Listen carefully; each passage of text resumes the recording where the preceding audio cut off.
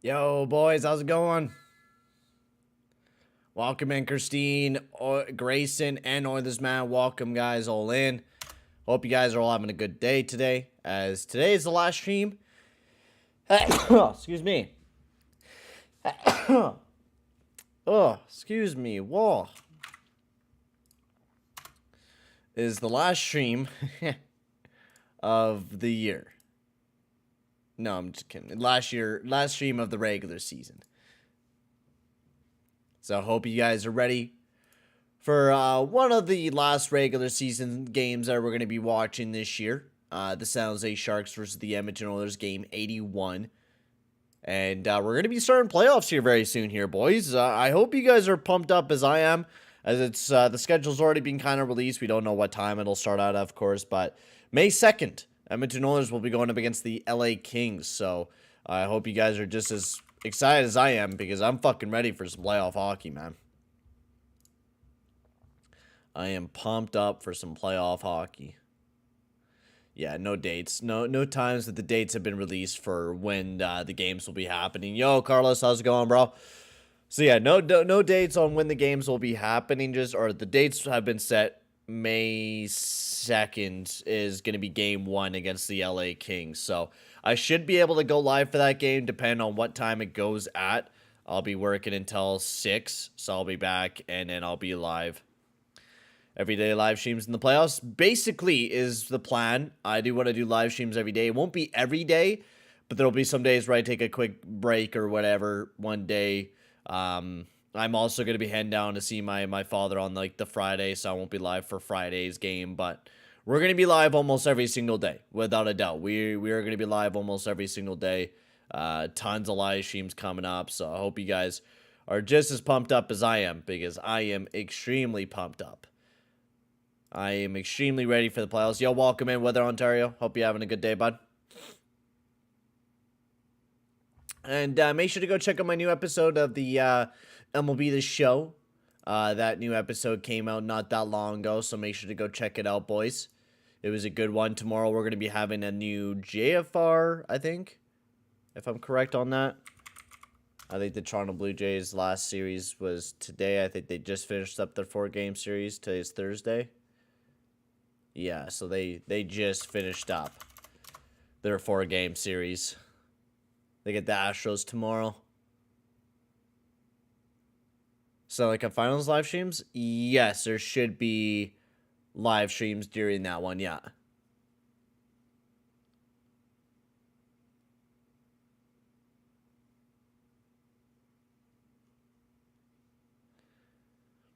Yep. Should be. I should be able to go live for majority of the Stanley Cup Finals, unless I'm going somewhere for a vacation or something like that. But that won't be till, like, the end of June. But like I said, I'll try to do as much fucking streams as I can until the bitter end. Until the bitter end. As, I hope you guys are all having a good day. I had a decent day. It was a decent day at work. It went by pretty fast, and it was pretty good. It was snowed a fuck ton here, though. It's like rain/slush, so it was definitely not the most beautiful weather in the world. Please don't leave us until 2023. I don't know. No. I probably won't be leaving for a long time. Unless I get like a play-by-play gig in Sportsnet, then that's when you'll probably see me leave. But until then, I'm going to try to do YouTube for the rest of my life. But you never know. You never know what will happen in the future. But yeah, I hope you guys all had a good day. Like I said, it was rain here this past night, so we got like a big snowfall warning, so it's still dumping on us a ton. So it's just been nothing but snowing, and definitely not the greatest weather in the world, to say the least.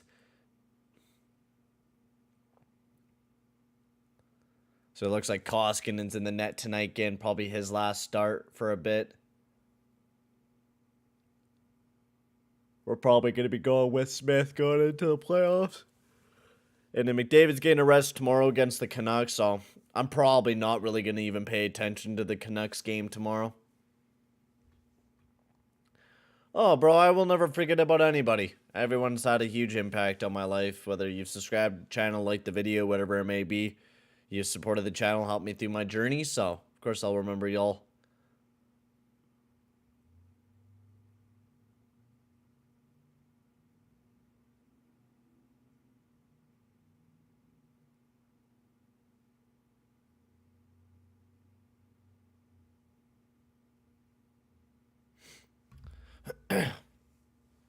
Last regular season game that we're doing this year. I will be live again on like Saturday, and then from there I won't be live again until Monday, May 2nd. I don't know what time I will be live on May 2nd, just because of the fact that I don't know what time the games will be starting at, etc., etc. But I will be releasing a whole like schedule on when I'll be live. You think the Sharks are scared of the Oilers? I mean, this is a kind of a pointless game for the Sharks, so I mean, I don't think they're really scared, per se. It's probably not a game they really care about. This is going to feel like a preseason game. It's just going to feel like it's going to be a tune-up game for the Oilers, and the Sharks are just going to, you know, the younger players that are out there, they're going to want to go out there and prove their worth, right? They're probably implemented a lot of the younger players for the San Jose Sharks, so you're going to see a lot of the younger guys get themselves in the lineup. No, I'm not leaving. Fuck, no. Not leaving for a while. I'm just saying that if I get hired by Sportsnet, I don't know. I mean, tons of people are able to do YouTube while they live stream, so I'll probably be able to stay on here for the rest of my life, hopefully. That's what I'm hoping for. Wanted to take a look at Cat Friendly. What's going on? I wanted to take a look at the Sharks lineup tonight.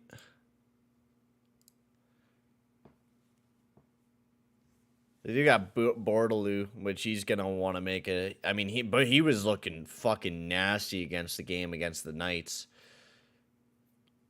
All right, Bordelou, he's kind of an exciting player to watch, honestly. If you guys are watching the game tonight, player to watch against the Sharks is number 20, and Thomas Bordelou. He doesn't have like a great teammates, but he was the guy that sent the Knights home, and he was amazing, like incredible the other night there. It's Reimer in the net for the Sharks, Koskinen in the net for the Oilers. To finish off the year, we get to finish off with a good old back-to-back. One last live stream of the regular season here until we get to the playoffs, and then we're going to be having like live streams almost every single day. We're going to be doing live stream every day, doing all sorts of coverage throughout the entire playoffs. So I hope you guys are ready, as here we are. Bordeloux's already out there going against Draisaitl, so I can imagine. Oh no, that's number 23. That's actually yeah, that's Bordelou. I was thinking 20, but Bordelou out there. You got a face-off win to begin the game here as Koskinen sends this one around. And Nurse is out of the lineup for the next 2 weeks, so I don't know if Broberg's going to be in the lineup tonight. If they're going to be going back with 11 and 7 or resting some D tonight, we'll have to kind of see. But Broberg he got recalled back up. Nurse is going to be out for the rest of the rest of the regular season. Don't know what's going to happen once playoff comes along. So hopefully he's ready to go, because if he's not, that's going to be very unfortunate for the team, as that one will not be icing on the plays. This one gets chipped around, picked up by Puljujärvi, who puts himself back in the lineup. This one gets sent outside the zone, picked up by Nieto. Broberg is in the lineup, playing alongside Tyson Barrie tonight, so that's a new pairing, unless Russell's still in the game tonight. Nice shot from the point, big save by Koskinen. Barrie all over Couture. Is he trying to get a handle of this one? Couture still over, Barrie all over Couture. Nieto. He bopped it over to McDavid, and now McDavid tapped it over to Kane as he tries to get this one sent in deep, but not able to, though.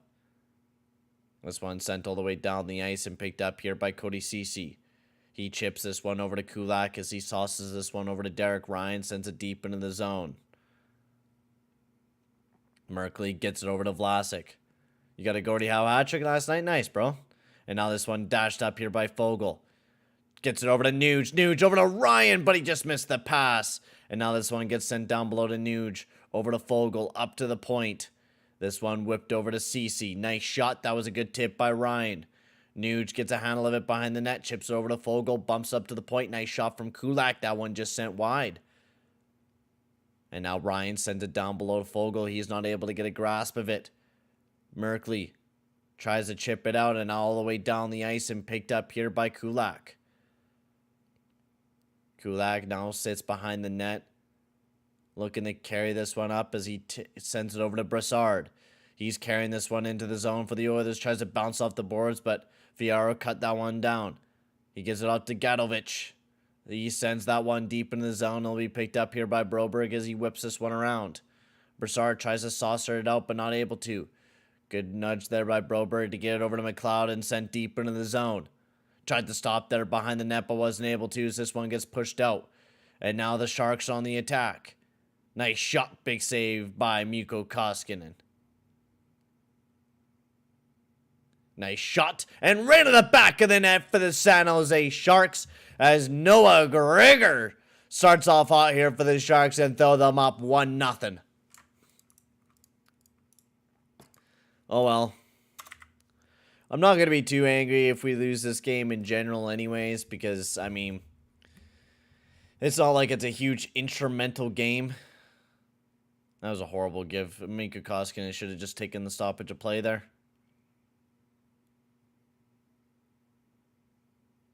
Yeah, Mikko Koskinen should have taken the stoppage of play there. I don't know why he gave that on out. He, like, hesitated and no one was there to get a handle of it, and, yeah. You gotta have that one. You just gotta take the stoppage of play, slow the play down. Was ideally what you should have done. Bouchard keeps this one in the zone, but that one actually exits as this one gets whipped all the way down the ice. And Keith tried to get it up, but not able to. Turned over by Bertolo. Sends it down below. Centers it. And then right into the back of the net like we just talked about. Bertolo gets another one as he sets up a beautiful play, and now the Sharks are up 2-0. My fuck here, boys. That was a dumb play by Duncan Keith. I don't know exactly what the fuck he was doing there, but holy crow. Keith basically just gave the opponents the puck and then just let them pass around them like, oh, and then that one right off the boot of Bouchard. Jesus, Murphy here, boys. Yeah, that one right off the boot of Bouchard and right into the back of the net.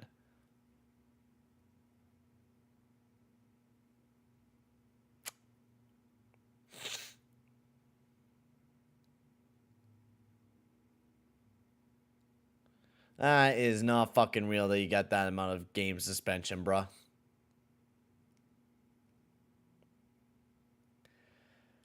I cannot wait to fucking see Duncan Keith do that during the playoffs, man, and me lose my fucking mind.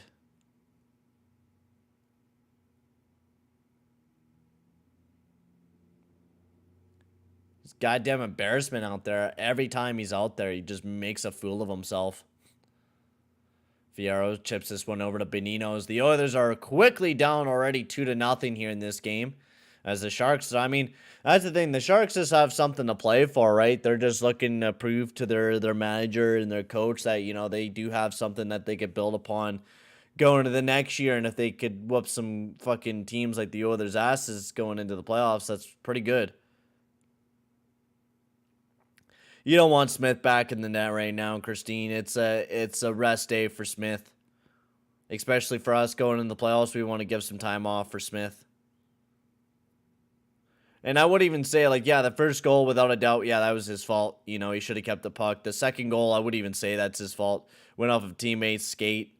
And it was all Keith's fault. Keith handed it right to the opponents instead of just doing the smart thing of either chipping it over to Bouchard or, you know, just protecting the fucking puck like you're supposed to, or skate, but he can't. He doesn't do any of that.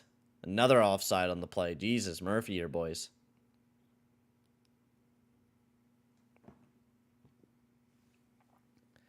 But you don't want Smith to play tonight and then tomorrow night and then most of the playoffs. Like, that would just be way too much on Smith. It's not ideal.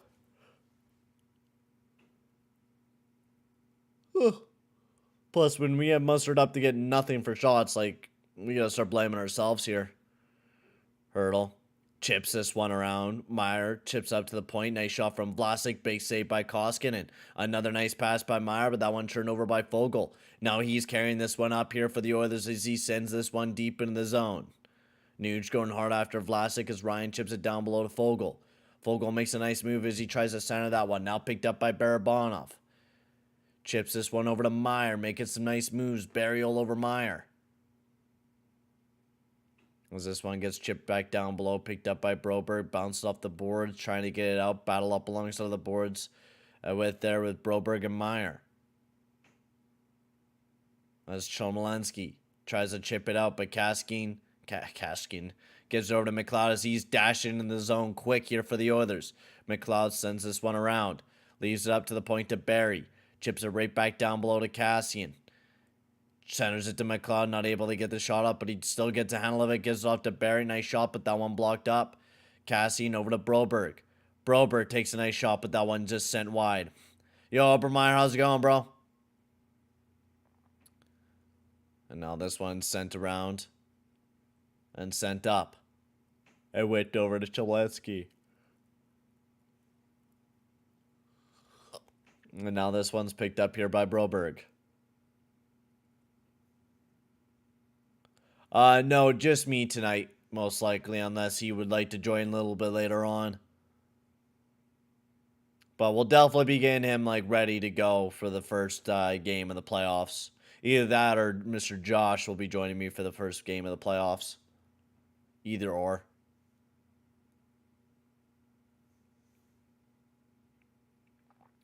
Drysdale chips this one down below, battle up alongside of the Birds. This one picked up by Burns. Burns gives this one over to Balcers, over to Bordeloo as he chips this one deep in the zone. Balcers going hard after Kulak here as he chips this one out. Now picked up by Drysdale. He saucers this one over to Hyman, but just too far ahead of him as it went off the back of his boot and didn't follow with him very good as he crossed the blue line before the puck did.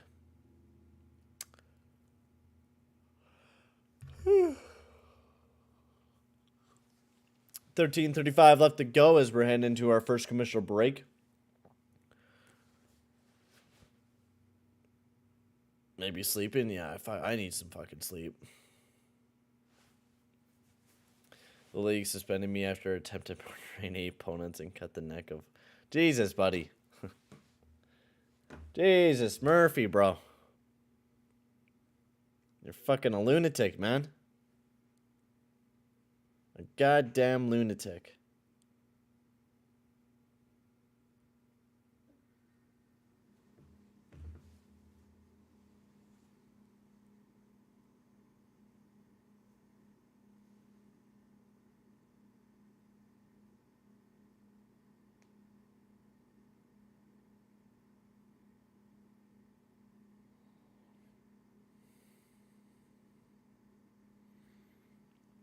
I watched the new Spider-Man movie last night. How was it, bro? I watched it just the other day there with me and my buddies.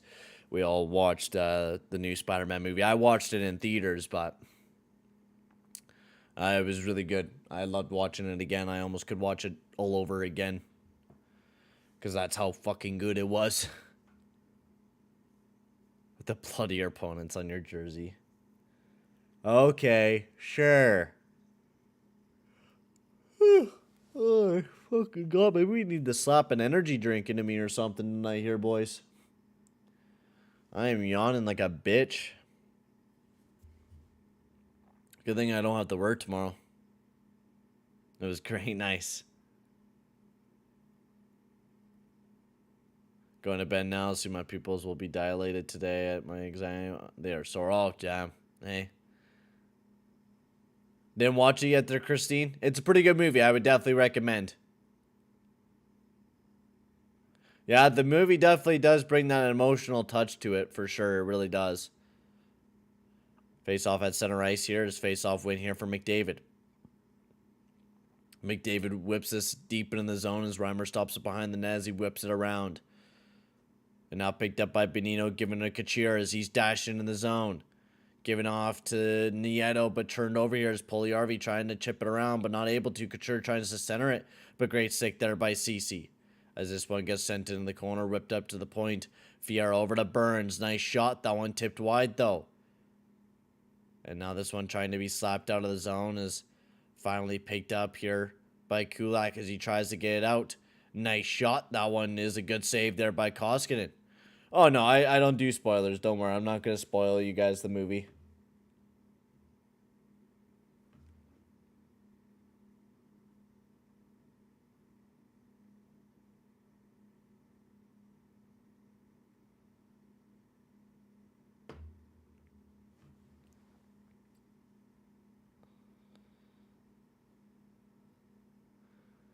Face-off win picked up here by Timu Meyer. Meyer looking around. Nice move as Bouchard is all over him as he whips this one around. Picked up by Hurdle. Hurdle up to the point to Vlasic. Nice bomb. That one just missed the net wide. Picked up by Barabanov. Barabanov up to the point. Nice shot. That one blocked up. Picked up by Vlasic as he sends this one deep into the zone. And this one now picked up by Keith. It's like we're just fucking riding this one in. I understand. Like, I understand we're in the playoffs. We're in a playoff spot. But you kind of want to finish out strong, I think, a little bit. The Oilers will do in the playoffs. I think we'll make it to the second round. I think there's a good opportunity that we do. I think there's about a 65% chance that we make it to the or that we make it to the second round. But I'm pretty confident in us being LA.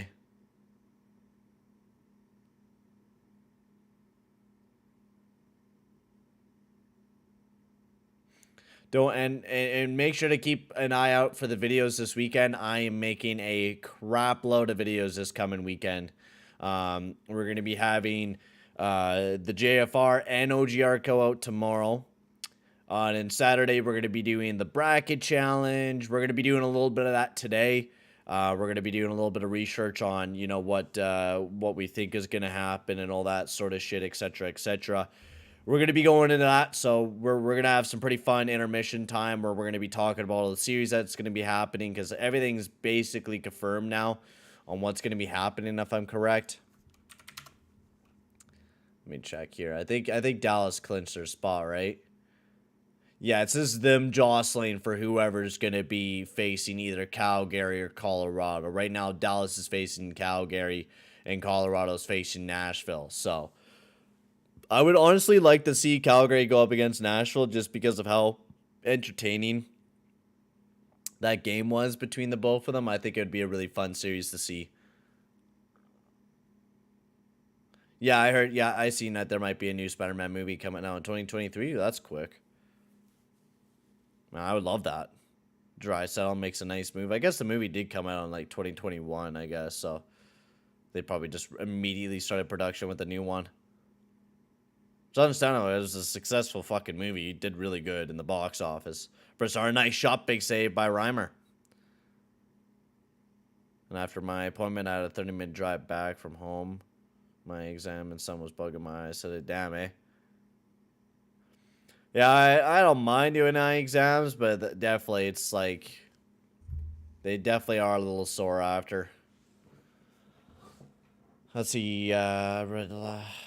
Well, fucking, the only reason why I'd like to see Dallas versus Calgary instead is just because of how intense the last game was and how chippy it was. I think it could be exactly that throughout the entire series and be really fun to watch. McDavid chips this one over to Cassie, and there's only one shot here for the Oilers. It's just off to an incredibly shitty start. Picked up here by Barabanov as he chips over to Meyer. And now Meyer's dashing up. Puljujärvi back for the defense. Great job by Meyer to keep Meyer to the outside. Nice shot from the point by Burns. Big save by Koskinen. Now that one's behind the net. Given off to one of the other Sharks there. Battle up alongside of the boards. This one tried to be chipped out. Picked up by McDavid and sent over to Evander Kane. He makes a nice move as he chips it over to McDavid. Why is that, Christine? Do you think Nashville's going to win, or do you think it's just an automatic easy W for Calgary?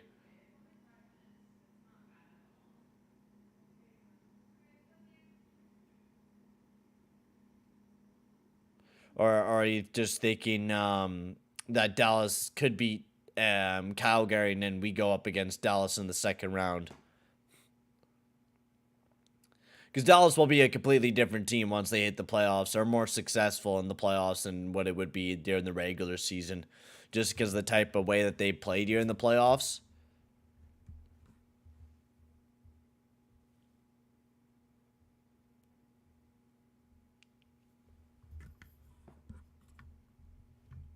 But I'd like to see what you think as we head off to another commercial break here.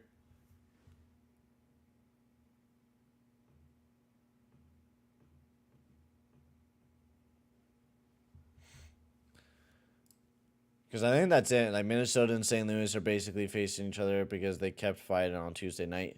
Yeah, that's what you want. I mean, that's what I would like to see. That's why I'm picking Nashville and Calgary, because I think that'd be entertaining as fuck to see. And then the only other series that could change is between New York and Pittsburgh. It'll either be New York or Pittsburgh or Washington versus New York. So, like, that's the only other different variable that could happen.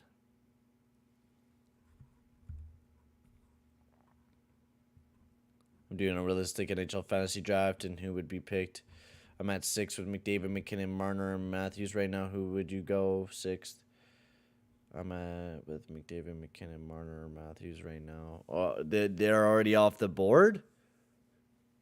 I mean, fuck, I don't even know who you go for. I mean, in the game, I mean, Barkov's pretty good. Fuck. I'm trying to think of names. I can't think of any. I mean, Draisaitl wouldn't be a bad idea to go after for like a big or your franchise player.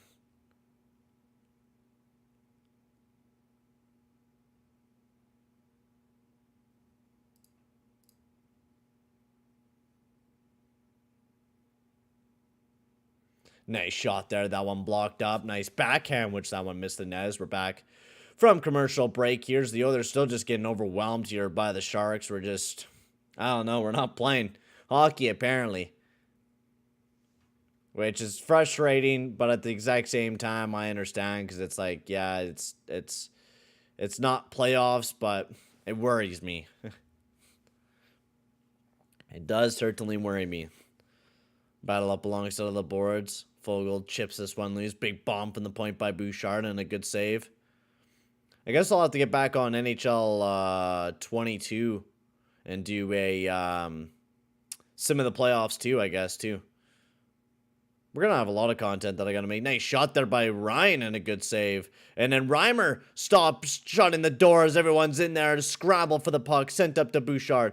Bouchard over to Fogle, but he fans on this 1T. Now picked up by Vlasic as he's looking to get it out of the zone. Chips it over to Reedy. He bounced off the boards and all the way down the ice. Stopped up by Koskinen, given to Evan Bouchard. This one he chipped back over to Barry.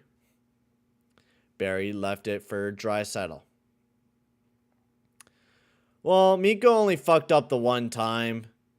You can blame the second time on Keith. This one sent down below. Picked up by Draisaitl, sent around. Picked up by Hyman, up to the point. Yeah, what about them Blue Jays? Fucking Manoah was looking insane tonight. Did you see his pitches, man? Holy crow, is he ever gorgeous, man. He is one gorgeous ass man. The shit that he could do out there is incredible. That one turned over by Hyman. Chips this one over to Draisaitl. Great move. Sends it right over to Hyman. Hyman, great shot. Big save by Reimer. Yamo up to the point. CC chips it down below. Giving off to Draisaitl. Right back down below to Hyman. Hyman pivoting around looking for an open man over to Barry. Sends this one over to Draisaitl. Draisaitl cuts down below, makes a nice move over to Hyman, picked up by Barry. Barry sends this one over, picked up by Draisaitl. Draisaitl over to CC. Nice shot. That one just sent wide. And now this one's picked up here by Bortoluz. Each chips this one high up in the sky. And now Barry chips it around. Picked up by Nieto. Nieto jumps it down below to Couture. He leaves it for Bonino. Bonino whips it up to the point. Nice shot from Magna. Nice save by Koskinen. And now this one's picked up by McDavid. Dashing through the neutral zone, giving off to Kane. Back over to McDavid, centering pass, but Puljujarvi not able to get his hands on it.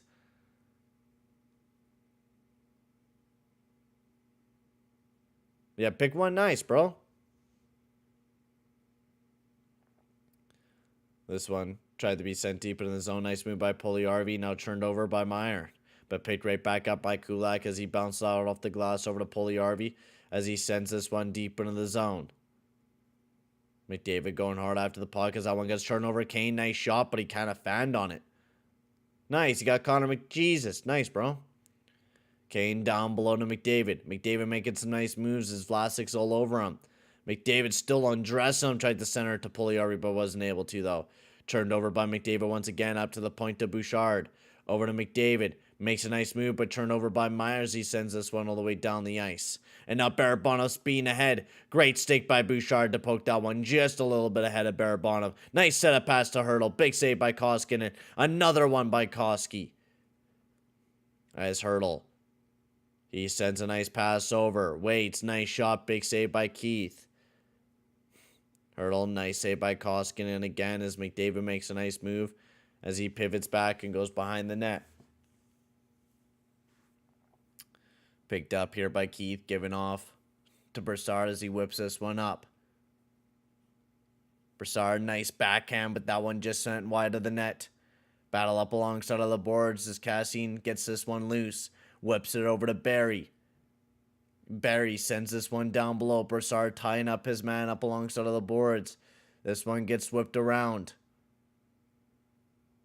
And now this one's being carried up here by the Sharks. Nice shot by Merkley and a big save by Mikko Koskinen once again.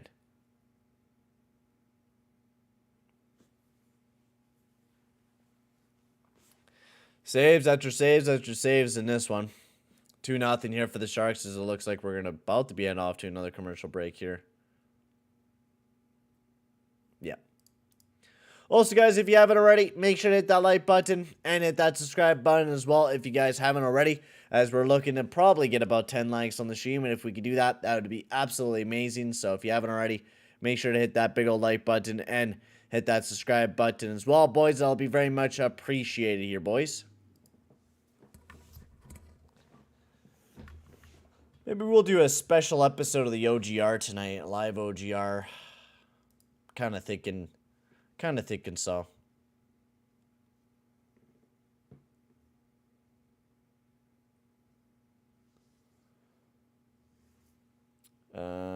Did you think I was done? 78 overall, 18-year-old prospect, Kirill the Thrill. Nice, bruh. Now you got an elite combo between McDavid and Kaprizov, dude. Killer, bruh.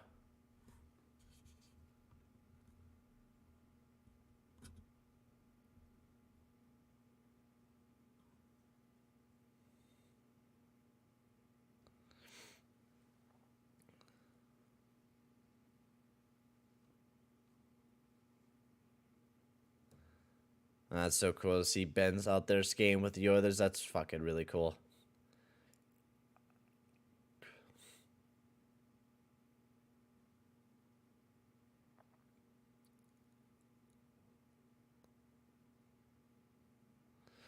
Man, that's really cool. I love what McDavid's doing there, man. That's just fucking really cool, man. That stuff just warms your heart, doesn't it?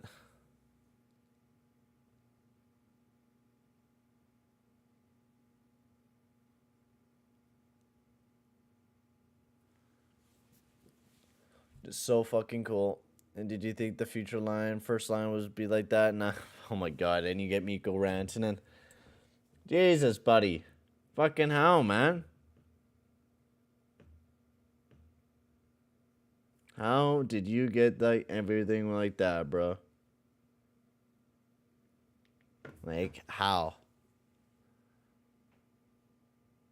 What are they reviewing? Like, if that last play on the play there was a goal?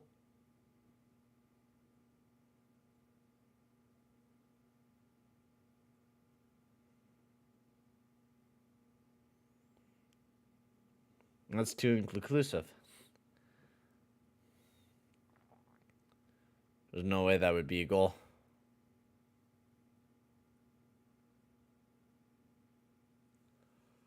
Face off just to the left here of Koskinen.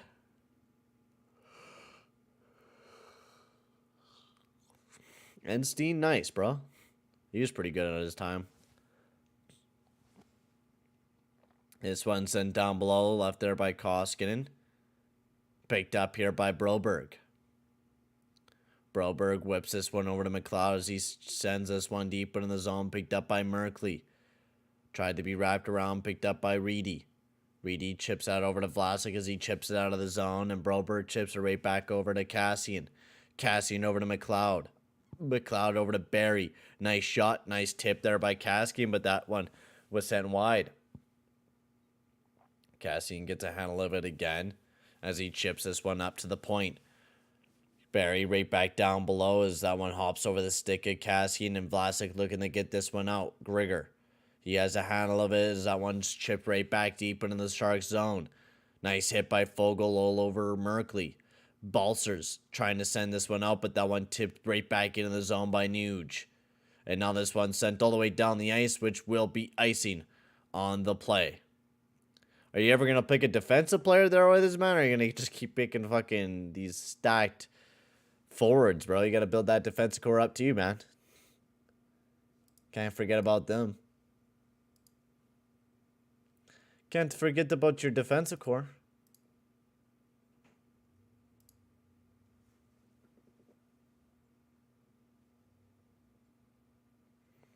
This one chipped up to the point. Kulak chips this one down below by Yamo over to Draisaitl. Tried to center that one. Good save by Reimer. And now Balsers gives it over to Grigor. That line's still looking hot as ever. Nice shot, but that one tipped out of play.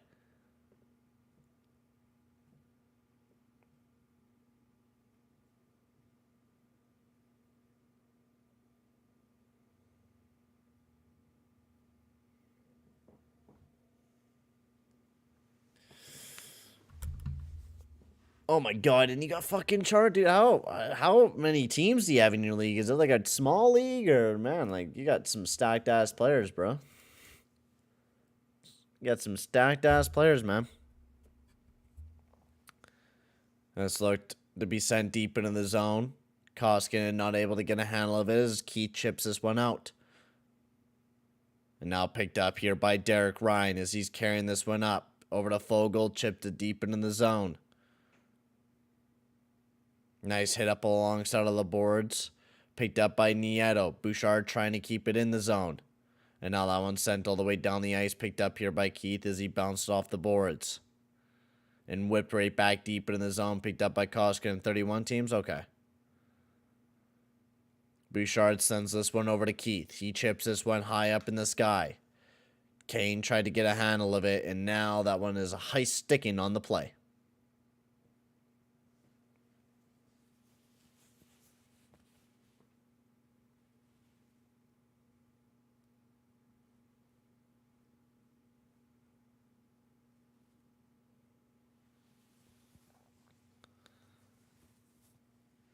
This one sent over to Fiaro as he sends this one deep into the zone. This one picked up by Hurdle. Tried to center it there to Timu Meyer as this one's a battle up alongside of the boards. Chipped over to Puljujärvi. Puljujärvi carrying this one up for the Oilers as he sends this one deep in the zone. Going hard after Fiaro. Battle up alongside of the boards. Up to the point. CC over to Kulak. Big bomb from Kulak and a nice save by James Reimer.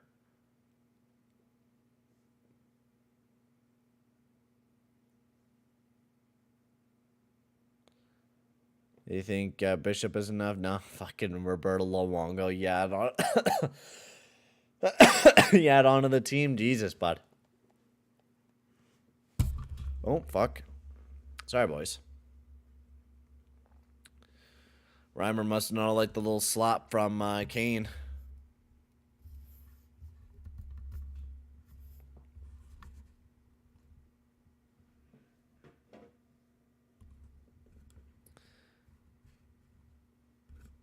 Face-off win here for the Sharks. This one picked up by Burns, sent all the way down the ice, turned over by Kulak. As he sends this one back over to Ceci, he chips it up. Yamamoto battling up alongside of the boards with Fiaro. And now this one sent deep into the zone, picked up by CC, chipped over to Kulak. He bounced it off the glass. Hyman battling up alongside of the boards with Nieto there. Now picked up here by CC. He rips this one over to Draisaitl. Yamamoto tried to get it back over to Draisaitl, but that one exited the zone. This one over to Draisaitl as he sends this one deep into the zone. Picked up by Burns. Yamamoto all over him, but Burns looking to get this one out of the zone as this one picked up by Meyer. But Draisaitl all over Meyer, but he makes a nice move. Great move here by Meyer, but he doesn't take the shot off. Nice shot. That was a good save by Koskinen. Chipped over to Meyer, tried to center it. Draisaitl flicks this one over to Kassian. Kassian trying to get out of the zone, but turned over. Hurdle. Nice move here by Hurdle, but Kassian all over him. Not really, but Hurdle tried to center that one, but Bouchard all over Hurdle now. As Meyer and Hurdle trying to pull this one out. Draisaitl pokes it over to Hyman. Hyman trying to get out of the zone, and Malak burns a tire. This one sent over to Magna here with 21 seconds remaining here in the first period. And that one scooped down by McLeod.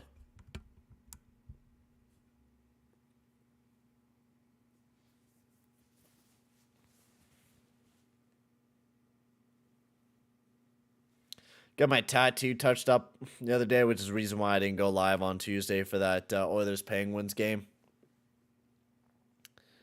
Yo, Kobe, how's it going, bro? I was going to see if you wanted to do a call tonight with the boys. Have a boys call tonight. That's fine. Foo and Brad time. Nice. Spencer Foo. Nice shot. That one blocked up as we're going to be heading to our first intermission break here, ladies and gentlemen, as the Oilers are down 2-0. As we got tons of stuff to discuss about. We're going to be looking over some analytics for this upcoming playoff round. Damn, the Raptors eliminated. RIP. Kind of knew it was going to happen. They pushed it to 6 games, which is pretty impressive.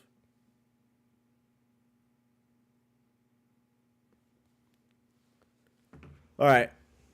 So I'm going to quickly go grab an energy drink because I definitely need that to juice me up a little bit. So I'll be right back, and then we're going to get some the J-Fresh analytics going. And yeah, we're definitely going to be doing that and kind of talking about who's going to win which series and all that sort of stuff. So yeah, I'll be right back, boys.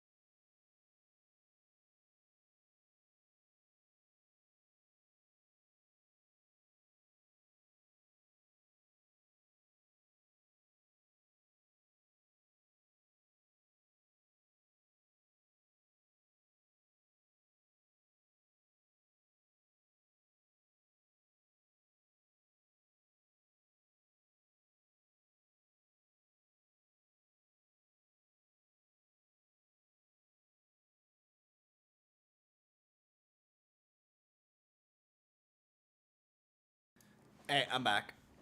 I'm back. So I do gotta pay for Jay Fresh's analytics right quick, and then I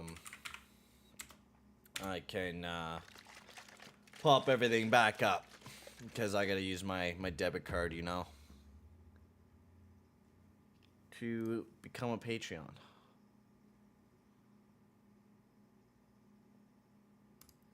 Forgot that $7 fucking bucks a month. Jesus.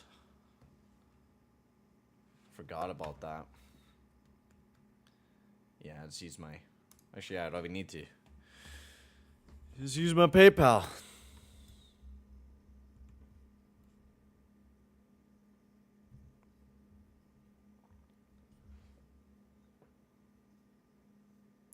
I've already done this before. Oh, the microstat is a little bit more expensive? I didn't know that, huh? I wanted to get the versus team cards. That's what I wanted to get. I need to find them now.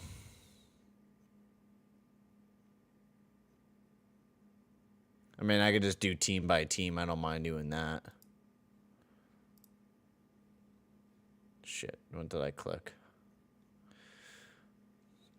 I traded Bishop for Bjorkstrand. Not a bad idea. I mean, you get some more forward depth, so I don't see why not. I guess I could turn my camera back on. Hang on. There we go. I'm back.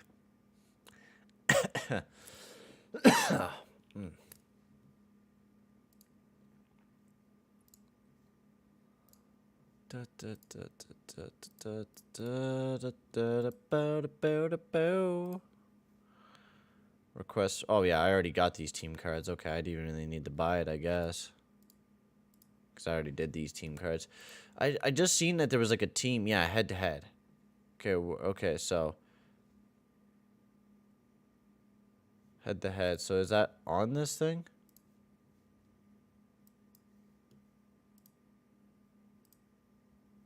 Okay, there we go. There's the head-to-head. Okay, cool.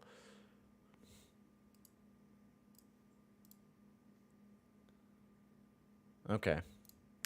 So we'll just throw, you know, good old Edmonton in there. It's kind of start breaking down our bracket here, all right, boys? So, who's ready? Who's got their pens out? I guess I'm just going to type everything on my computer, I guess. All right.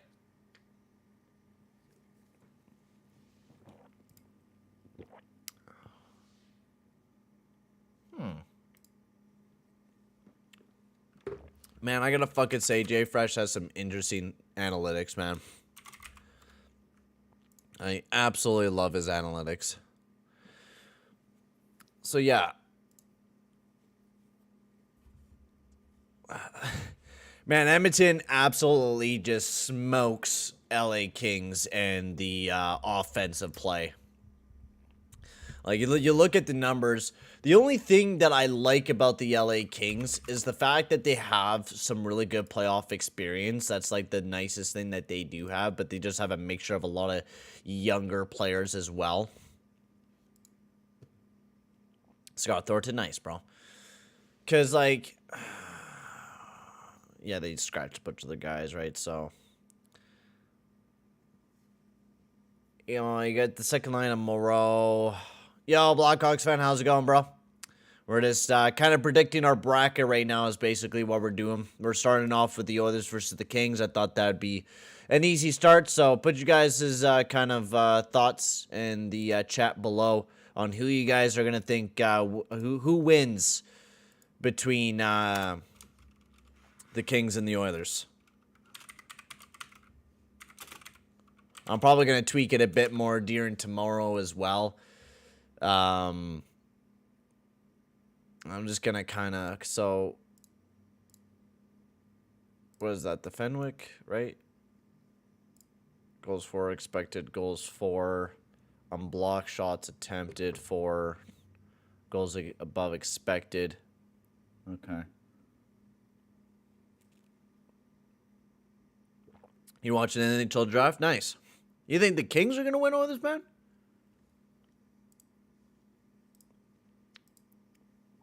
What? Why do you think that? See, now LA Cakes walks us in the defensive side of things. We probably improved in our defensive side of things. In 5 games, you think?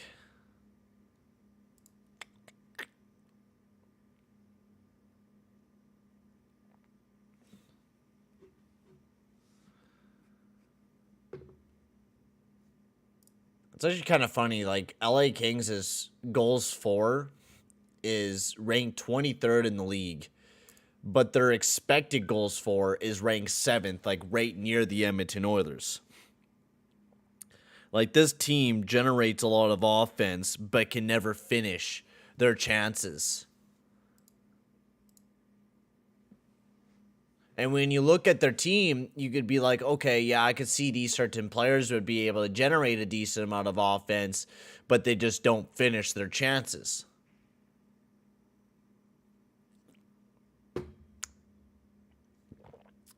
See, I think I could see this series going 6 games or 7 games if they have Drew Doughty. But since they don't have Drew Doughty, I feel like it'll be 5. I could kind of agree with you on that fact, Christine.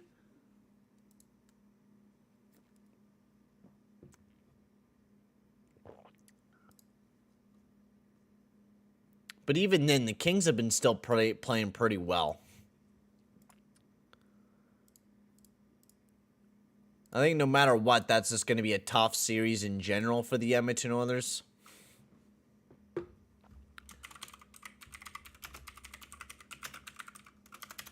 I'm going to move my mic to the side. I need to have this set up a little bit better so when I'm doing this live stream, I don't have my mic in my goddamn way, because I have my mic in my way every damn time. Maybe I need to have it higher up or something. Have it upside down.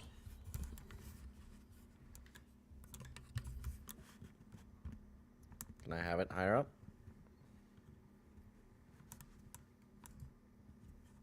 There we go. I don't know if that'll work, but it keeps it out of my way. That's like my biggest thing right now. It's in my goddamn way. Yeah, it looks kind of goofy, but it works for right now.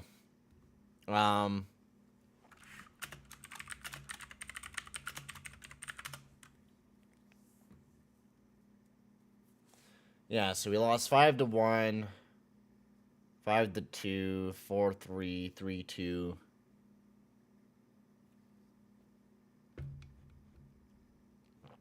Huh. This is like, it's one of those series where I feel like it could go not either way, but I feel like it could. Because, like, we were saying, oh, yeah, we were going to cakewalk the Jets. We were going to do this, and, you know, we never did. We got smoked.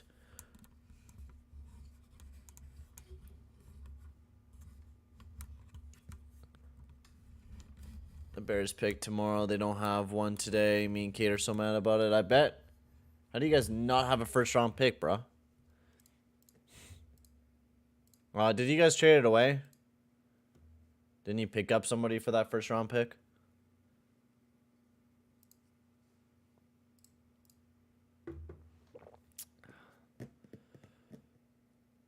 I think,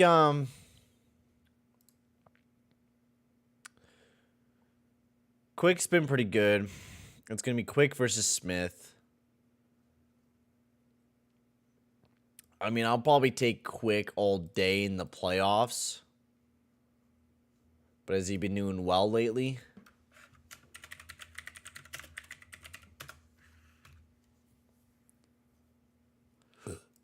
These predictions are going to be tough as fuck.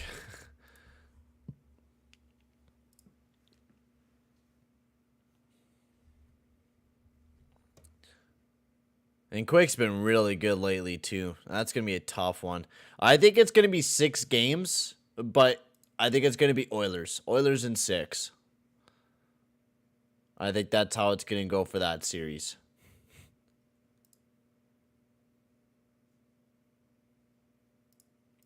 Because in general, I think it's going to be hard no matter which way you take a look at it. Like, LA Kings are pretty good defensively. Sure, we have definitely improved our game defensively without a doubt since Woodcroft has been in the helm. Like, way better. Our numbers used to be way fucking worse than what it used to be, without a doubt. But I think we take it in 6. I think the Kings will definitely push us a bit, especially since we're going up against a team that has formerly been in the playoffs before. I think it's gonna be a pretty competitive series.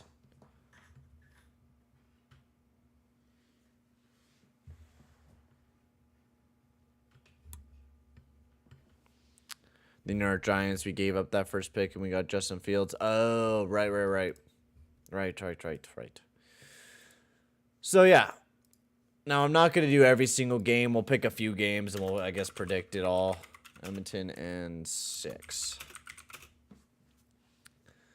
So, Edmonton and 6. That's the way I think I'm going to go with that one. Just because I think it's, I think it'll go that way. I think it'll be a pretty fun series. So, yeah, I wanted to do, I think there was already one that was open for. I didn't mean to move that. That should be all the way over here. Now for the Wild and Blues. The Wild and Blues. Man, I'm going to have a lot of numbers I'm going to have to divulge into.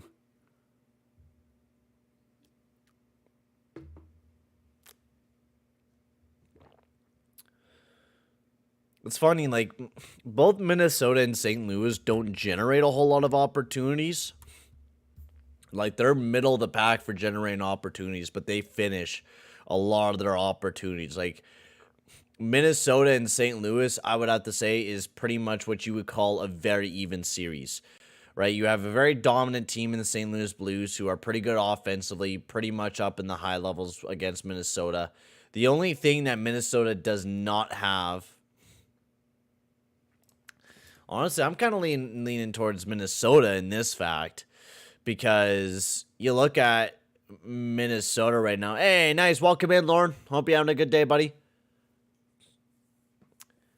Minnesota does have Fleury.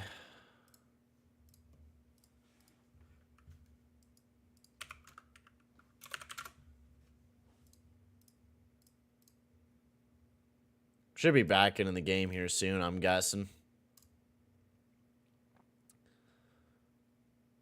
But in the meantime, we'll take a look at the lineups here. We'll take a look at what both teams are going to bring. I wouldn't be surprised if fucking Mini goes deep, but they got a tough team that they're going up against in the first round. It's going to be a very tough series. So Shen, O'Reilly, Perron, Buchnevich, Thomas, Vladimir Tarasenko, Barbashev, Bozak, and Kyrou. That's really deep. Their fourth line is like the only line that and then you got Shen.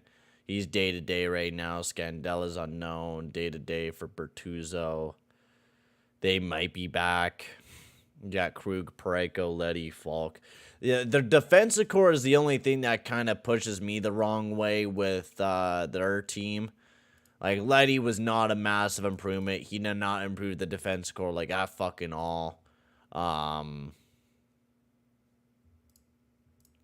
You look at Minnesota.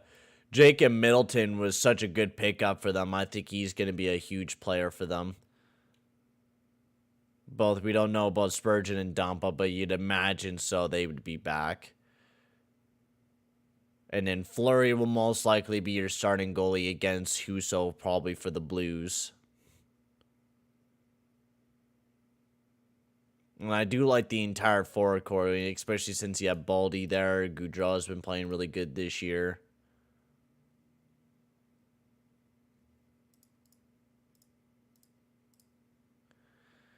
I'm kind of leaning towards Mini.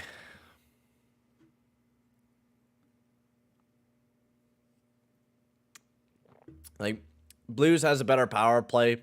but the finishing between them are neck to neck.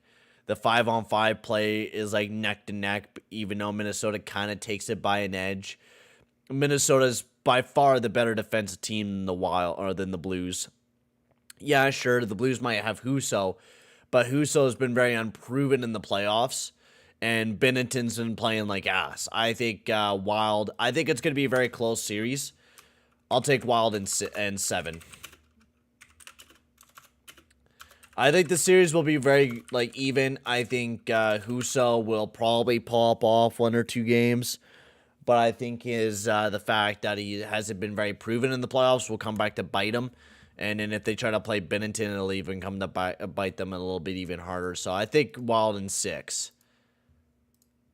And then we'll kind of duel the second and third teams. Yeah, let's do Toronto and Tampa. Toronto and Tampa. I think we already know who's going to win that.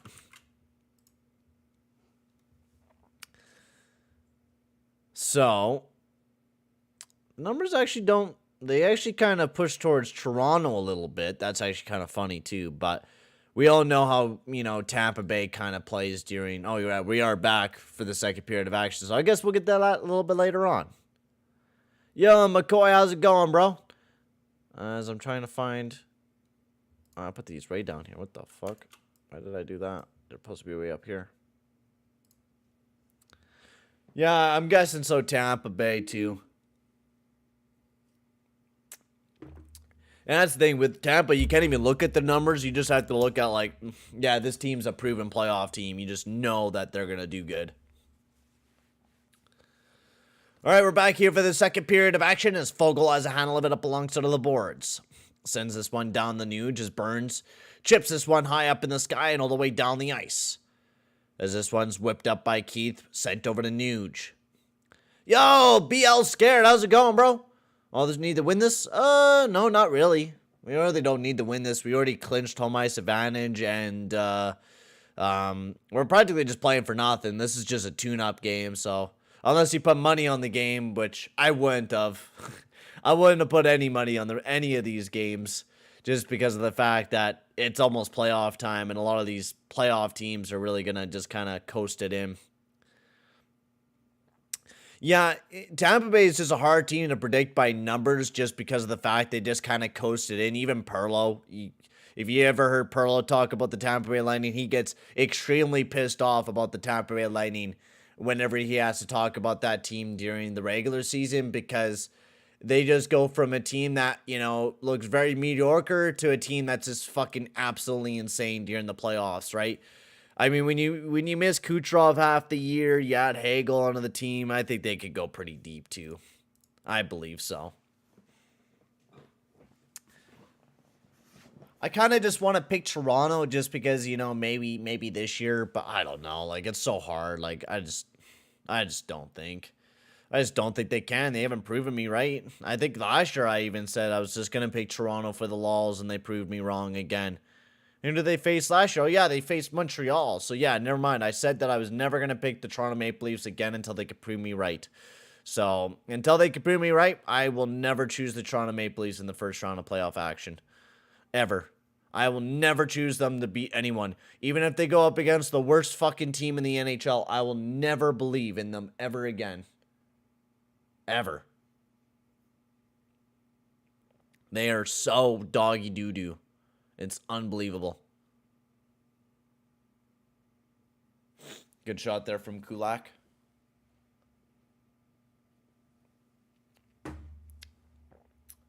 Also, guys, if you haven't already, make sure to hit that like button and hit that subscribe button as well, boys. That'll be very much appreciated if you haven't already. I'll be very much ready as we're getting ready for the playoffs, man. We're getting ready for the playoffs, so I hope you guys are as pumped up as I am. I know this is just a little bit of a difficult game here for the Oilers. It's definitely not very nice to see 18-9 for shots for the Sharks. But you can definitely see that this is definitely just not looking like the greatest game here for the Oilers. Yo, Carmen, I will put that in Google Translate here in a little bit. And for now, welcome into the stream, bud. How can you watch the NHL draft right now? It's on until May 10th. No, it's the NFL draft that's on right now. The NFL for football is on, but the draft lottery will be May 10th. The draft won't be until like July or August or something. I'm not too sure when it'll be this year. And that one just kind of sent out of plays. This one chipped over to Merkley. Merkley whips this one over to Bordelou, who's been looking amazing for the Sharks. He hasn't scored a goal yet. He's looking for his first career goal here. Merkley, nice move up to the point. Nice shot. And that one was a good save by Koskinen. That one just sent wide. Picked up by Merkley. Dash down the wing. Nice shot. Big save by Koskinen. Fuck, I love this little analytic thing here from Mr. J Fresh. Like, I kind of want to see the New York Rangers if they go up against the Pittsburgh Penguins. Yeah, the 5-on-5 play for the Rangers sucks booty cheeks. The only way I think the Rangers win that first round is just Durkin, like, pops off. But also, I guess Jari is not in net for the Penguins either, coming up towards this playoff run, too. DeSmith is in net. And DeSmith got picked apart by the Oilers. Yeah, I don't know, man. I don't know, Chief. Yeah, I'm not honestly too upset if the Oilers do pretty bad tonight because of the fact that it is it's just we're going into the playoffs. We already guaranteed everything. I don't hate Koskinen. I quite like Koskinen. I wouldn't even blame what's happening to Koskinen. I mean, the first goal for sure was his fault. He played it. Shouldn't have played it out.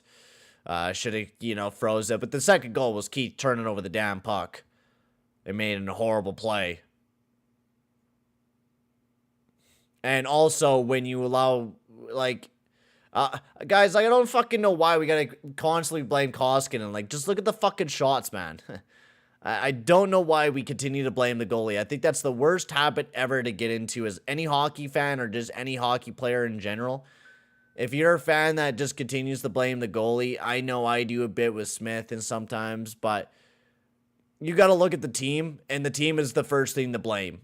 Without a doubt, yeah, if a goalie doesn't save a puck that should have been saved, without a doubt. But if your team is playing like this, where we just cannot handle the puck, we're playing just like a bunch of fucking buffoons, you got to blame the team. This is all on the team right now. Koskinen has made 20 saves out of 22 shots. I got to say that's pretty good. Like, it absolutely irritates me to see people on goddamn Twitter fucking blame Koskinen for everything. I'm just like, even when I was in like playing hockey when I was younger, we constantly blamed the goalie. I didn't because I knew it's a hard thing to fucking do, play goalie. And, anybody's first reaction is to blame the goalie instead of themselves as a player. But I hate when people do that. I think you got to blame yourself for playing your teammates on that certain play that they did. Unless your goalie just straight up just was not there.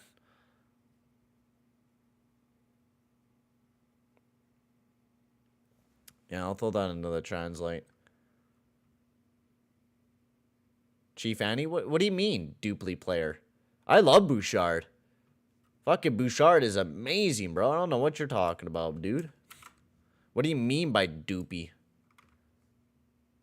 Like, you just don't like the way that he skates? Like,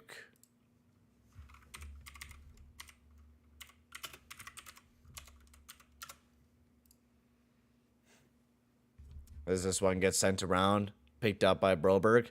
He's like the best offensive defenseman, man. Like, his if he was actually, which he should have been a rookie this year, but he's not. He would have actually been putting up like 5-on-5, like most points as, oh my God. He would have been putting up records for 5-on-5 point production. He's up there with like Brian Leach and shit like that on like the amount of points you have 5-on-5 wise. Like, that is crazy. Like, he's up there with the names of Brian Leach. If he was a rookie this year, he would have been up in the likes of that. That's crazy to see. Bouchard battling to get a handle of the puck because she does. Bouchard has a handle of it, picked up by Kane. Bouchard is by far the worst defenseman on the Oilers. What the fuck are you on, Andy? Dude, do you watch Keith? Do you watch Barry, bro? Like, those are the two worst defensemen on the Edmonton Oilers, man. Bouchard is actually one of our best defensemen on the team. Sure, he's not the greatest defensive guy in the world, without a doubt. But he's definitely one of our better defensemen that we have on the team. Like, you got Nurse, then you got Bouchard, then you got Ceci. Those are our three best. Actually, even you got Kulak up there, too. You could even kind of swipe between both Kulak and Ceci. I think they're pretty even in their own. But Bouchard is probably one of our best defensemen on the team. Dude, he's fucking like how old, dude? He's 22 years of age, man. Like, he's a young guy. He just got into the NHL. And he's not playing that bad defensively. And when you have to put him alongside a Duncan Keith, of course he's not going to play that great defensively, man. Look who he's fucking playing alongside. And have you seen those two guys' numbers? It was the first goal tonight that he allowed in the past few games. They've had 12 goals for on that defensive pairing and 0 goals against between Keith and Bouchard. They've been actually one of our better defensive pairings throughout these past few nights. Do you even watch this team, man? Like, be honest. Like, do you even watch this team? 12 goals for between that defensive pairing. They've been on 12 goals on the ice between Bouchard and Keith. Bouchard almost put up a hattie. If he didn't get that one goal taken away, he would have had a hattie last night. What the fuck are you talking about, Andy? Do you think Keith is good, bro? Like, how? He got lucky with ice time? No, bro. He's been good. That's how you get ice time. And if you're fucking... Holy shit, dude. God damn, we got a fucking idiot in the chat that doesn't know hockey players.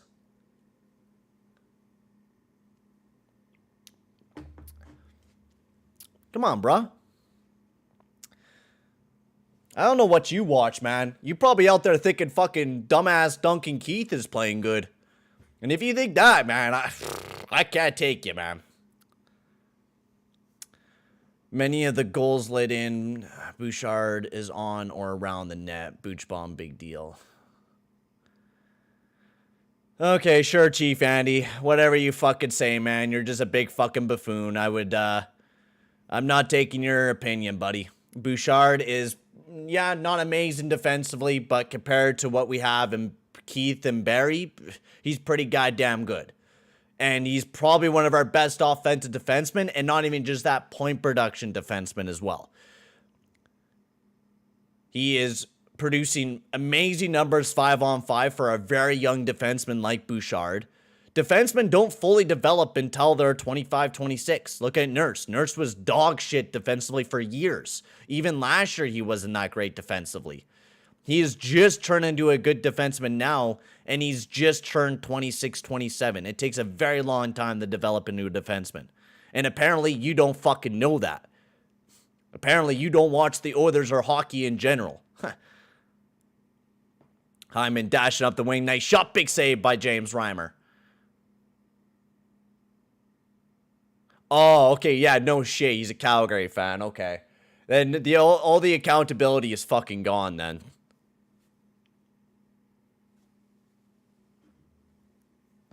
Yeah, he's better than Nurse, who makes, 95. Yeah, let me, I can't even speak. He's a rookie pretty much. I don't even know what you're on. Yeah, I know, right? Like, yeah, let's just fucking nail the rookie, you know? Let's do that.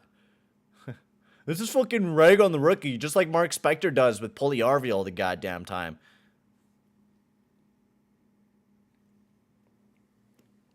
I just don't understand people. Like, why do we have to rag on these young guys and we don't rag on the fucking older fucks? Like, it makes no sense to me. Just because you've had 1,000 games in the NHL, I will still rag on you like you played your first game in the NHL. I don't fucking care. If you played 1,000 games in the NHL and you're up at that point and you're still playing like ass, I'm sorry, bro. Bro has an X factor and Bouchard is better, right? Up to the point, picked up by CC. That one sent wide of the net. That one sent around by Kulak. Battle up alongside of the boards. Burns trying to get this one on McDavid. Nice keep in there by Kane. Kane, nice shot. Big save by Reimer. Puljujärvi trying to tuck that one in, but a good stop there by Reimer. This one sent around, picked up by McDavid. And now up to the point to Draisaitl. And like, please, Andy, please describe to me what's the matter with Bouchard, but for the fact that he's on the ice for a few goals against. Because every Oilers defenseman is on the ice for a few goals against. So describe to me his play and why you think he's a bad player. Please, entice me. I would love you to describe to me what he does wrong out there and what he does wrong, and describe to me very clearly on what he does wrong. Because I would love to hear it. Not just that because he's out on the ice. And he's out on the ice because there's a goal that happens. Please and thank you. Yeah, Oilers, man. He's clearly on some crack. Yeah, he apparently is. Power play here for the Oilers. I think we all are, though.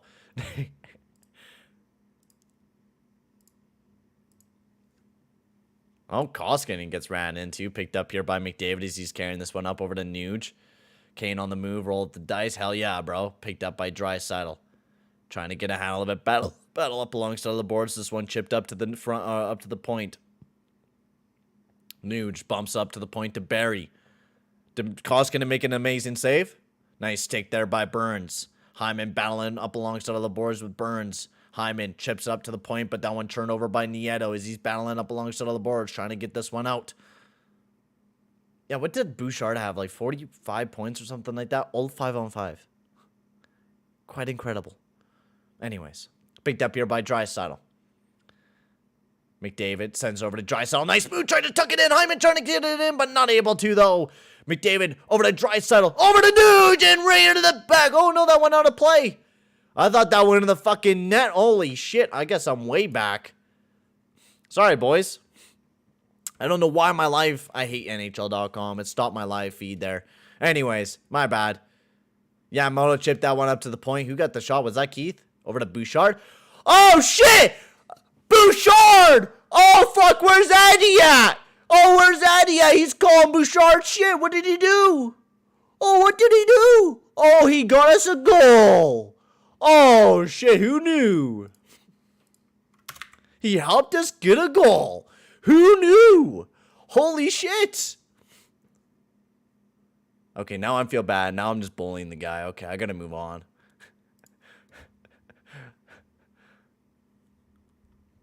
Oh, Yamo with another great opportunity there.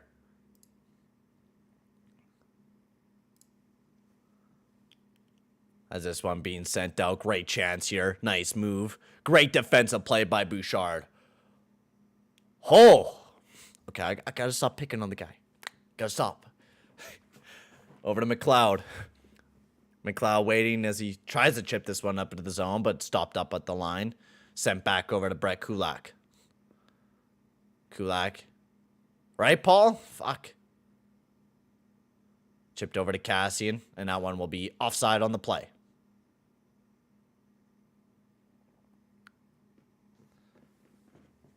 McLeod with a big goal there for the Oilers.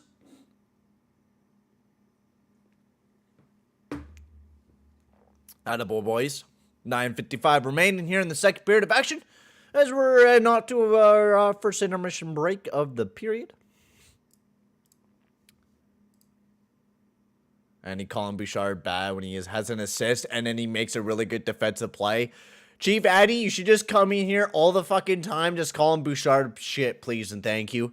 You are apparently the fucking godsend that just made that play happen. Fuck. Pick who you want. I trade Bouchard for a broken stick. Okay, dude. Oh, dude, you're on some fucking copium, bro. Fucking take that shit out of here, man. Get that copium out of here, bro. Fuck. Holy shit. Man, you're just making me crack up now, man. Trading him for a broken stick. Oh, jeez. Holy fucking hell, man. All right, whatever you say, bro. Let's just trade him for a fucking broken stick. That's a real good idea. Chief Andy out here sounding like Shirelli. He also lit in a goal. Yeah, that accidentally went off his skate, bro. Like, how is Bouchard supposed to stop that, bro? Explain to me, how is he supposed to stop that? Explain to me, Andy. Explain to me your smart and intelligent take that it's supposed to... dude, you're breaking my fucking mind, dude. Holy shit. You make no fucking sense, man. You make no sense at all. I'm smelling Leafs versus Bruins in the first round. Well, I mean, that would mean that they would have to, what, the Bruins 5? Oh, they could. I mean, that's if Tampa Bay loses the next, what, 2 games or whatever they have, right? And Bruins would have to win the next 2. Icing on the play there with 9:50 remaining.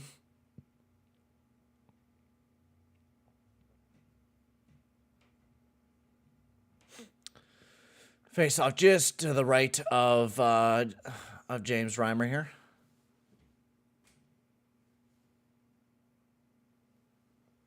There's a Calgary Flame fan here. We'll send Hunter. Yeah, right? This one gets sent over to Cassian. Picked up by Brassard. Whips up to the point to CC.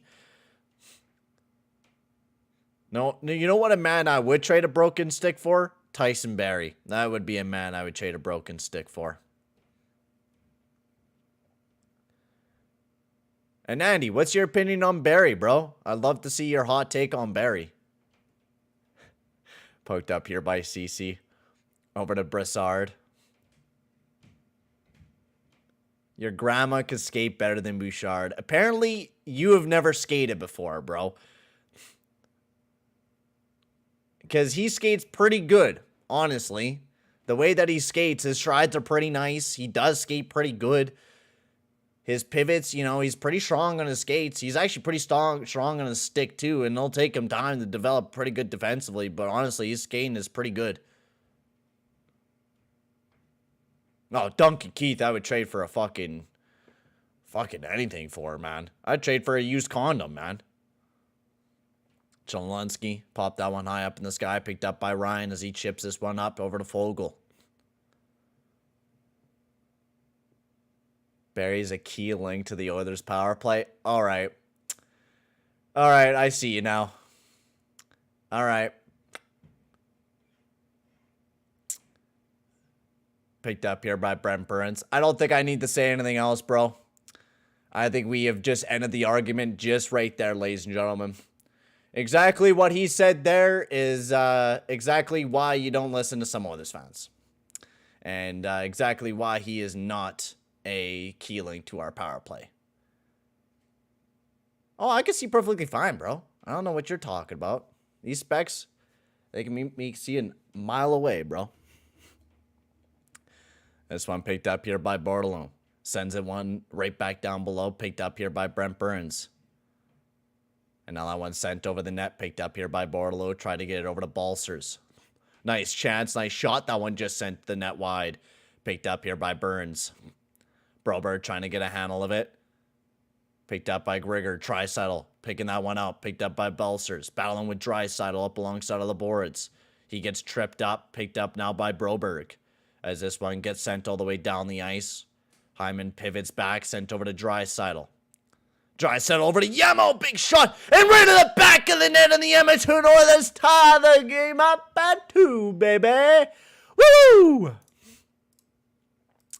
Let's go, boys. The Yamster, baby, ties the game up at 2 here for the Oilers, as Yamamoto gets a big one there.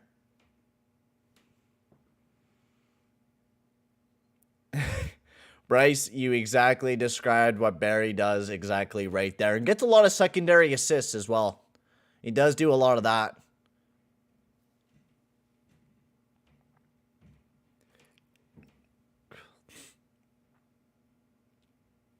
You know, if you need analytics to see how bad Bouchard is, or how bad Barrie is compared to Bouchard,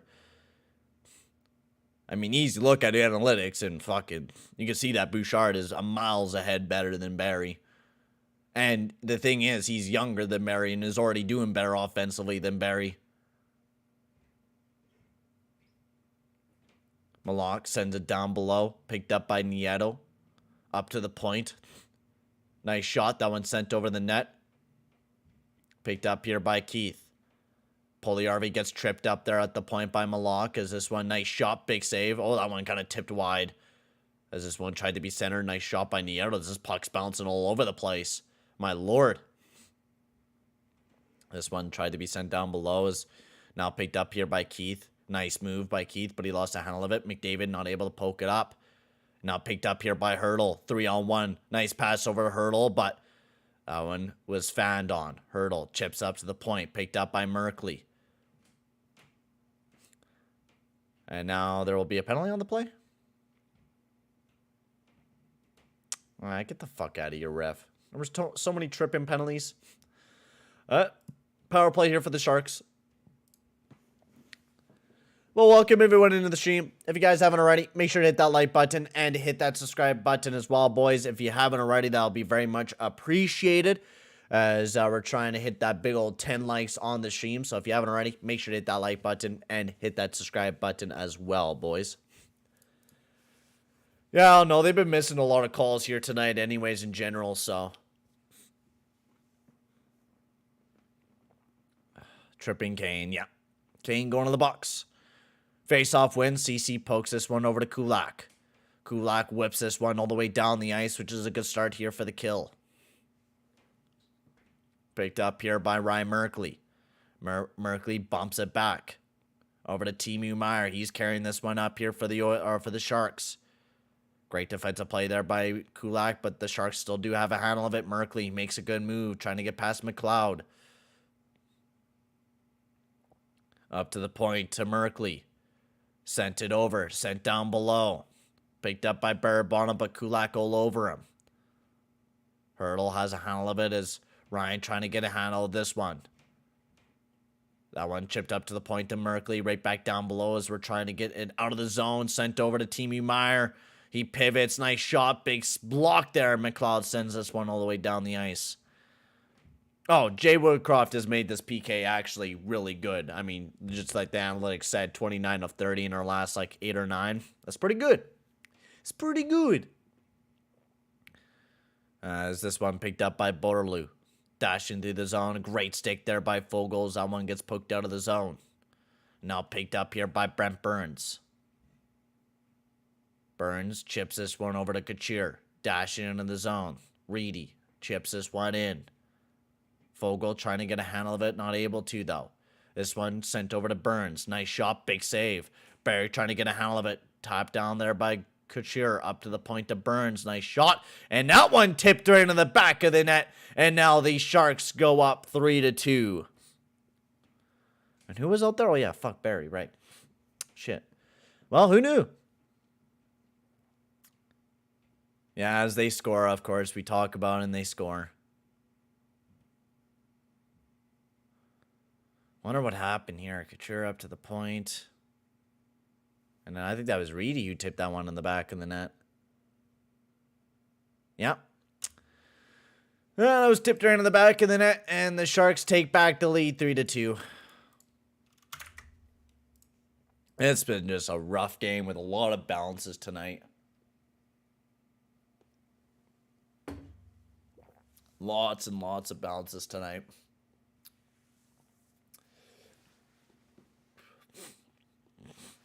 Oh my god, my nose. Every time I start drinking an energy drink doing the stream, I just get... I should just drink an energy drink before the stream if I'm doing that.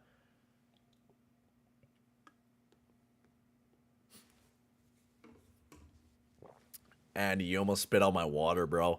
You think that's Koski's fault? You gotta be fucking with me, man.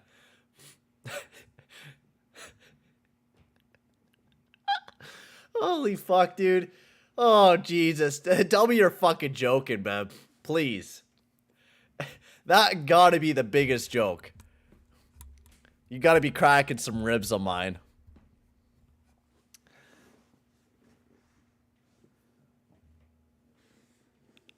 Oh, Van Hook, I would love the Leafs versus Bruins first round. It'd be more likely that the Leafs could potentially take that series away compared to what they could do against Tampa. This one picked up by Hurdle. This one chipped over to Timu Meyer. Meyer has a handle of it now for the Sharks. Bounces this one off the boards deep into the zone. As Barabonham not able to get a handle of it. As he gets nailed up alongside of the boards there by McLeod. CC over to McLeod. He's carrying this one up. He left there for Cassian.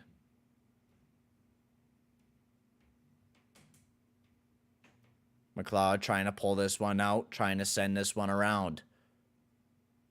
And this one into the corner. Great stick lift there by CC.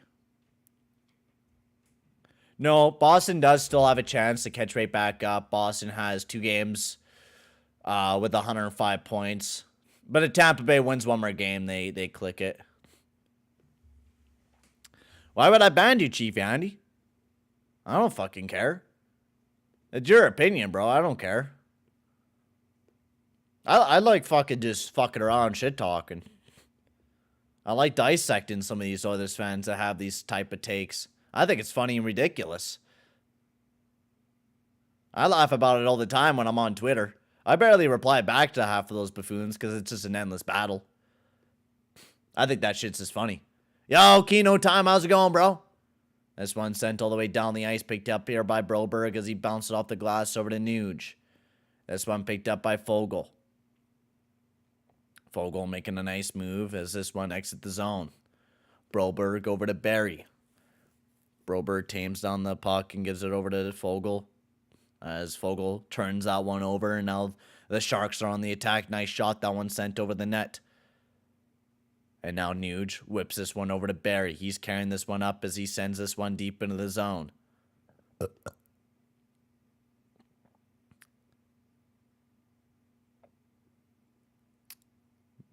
I know, you already said that, bro. I already disagree with you. Until you come up with some, like, interesting, like, hot take or, you know, some interesting fact about Bouchard or the way that he plays and actually dissect his game a little bit and just telling me that he's ridiculous and shit, it's not going to get you bam. Hyman sent into the zone. I could argue with people all fucking day about a certain player, man. I've done it before. I've done it with my dad. I've done it with multiple people. I love arguing with people. It's like one of my favorite fucking things to do. Yeah, Moto. As this one looking to be chipped out of the zone. 31 seconds remaining here in the second period of action. This one sent deep into the zone and picked up by Kulak over to CC. CC pivots back. Over to Kulak. Well, not a bad second period here for the Oilers. We got 2 goals out of that period to the one of the Sharks. So we just got to play a lot better going into the third period and not allow a goal. Kane, can you get one last goal? Nice save by Reimer. Call you daddy. What the fuck are you on, Andy? Man, you're really trying to be sent to the Shadow Realm. I don't know why people like getting spanked or something. Fuck. People got some weird kinks on this fucking, on YouTube, man. People got some weird kinks on YouTube, man.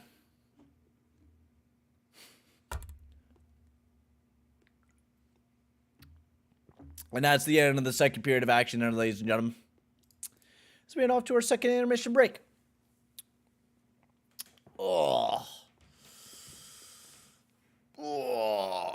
Fucking tattoo I just got. Well, I guess not a new one, but I got it touched up, so I got this plastic wrapping on. Who scored the 2 goals for the Oilers? Yamamoto and McLeod scored the 2 goals for the Oilers. Van Hook, I feel you, bro. I cannot wait for the Stanley Cup final, the Stanley Cup playoffs to start up. It's going to be extremely hype. Like we were saying, we were already talking about a little bit of the playoffs and what's going to happen. I know you miss having Chase on. Fuck no, I hated Chase on, dude. He was, like, cool for the power play, but, like, once the trick stopped working and Tippett's just kept milking these dry udders. It just like, what's the point? Probably a tattoo of Bouchard.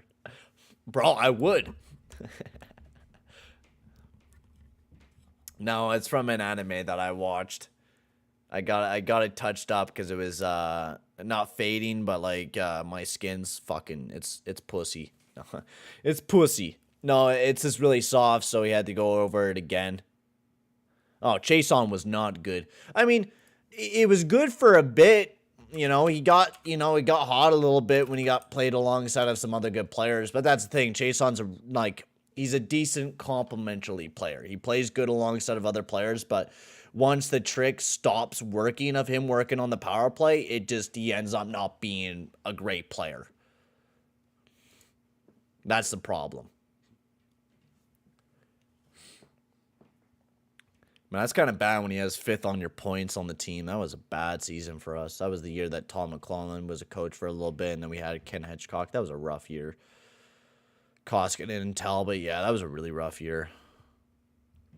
Oh, dude, Tippett was a joke of a coach. He was a fucking buffoon. Fucking absolute buffoon. All right, I'll be right back, boys.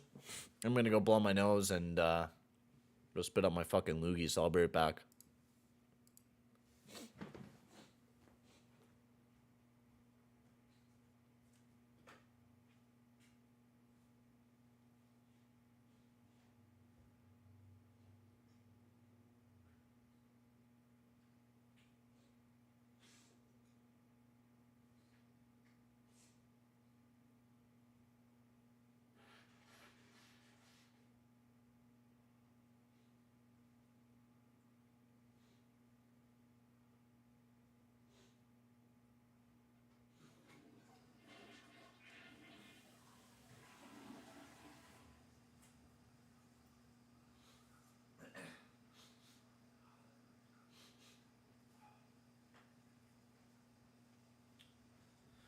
I'm back.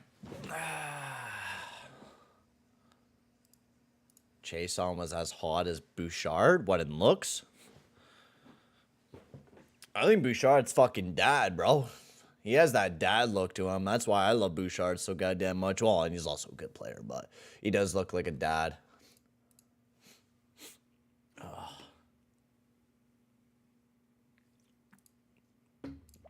All right.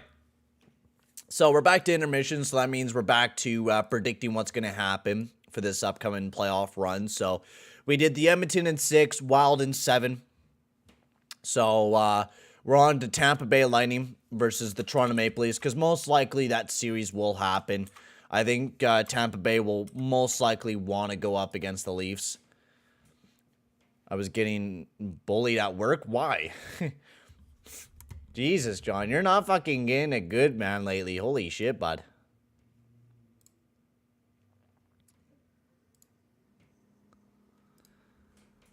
All right, so who's going to win between the Leafs?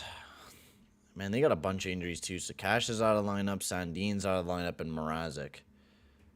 Skates like a dad? Yeah, he skates better than the dad, but he definitely looks like a dad. Dude, you could keep milking it dry. You're not going to change my opinion on the fact that he's a pretty good defenseman. And I think he's a fucking amazing guy. Like, he skates really well. I love his stride. He has a really nice, smooth stride. He's pretty speedy as well. He's came back and, broken up plays when, players are on breakaways. Duncan Keith's never been able to do that. Barry never does that.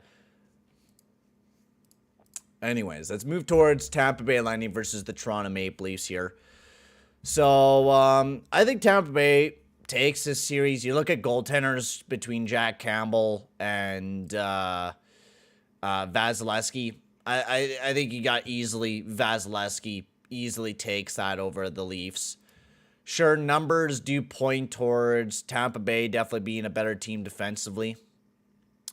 So I think that's a big note. But offensively, the Leafs do take that advantage. But the fact that you add in how good the Lightning are once they step into the playoffs and they just take a complete step up, I think you give it to the Tampa Bay Lightning. Now, John, you're saying Tampa Bay in 5? that's kind of tough because I feel like the Leafs could push it a bit.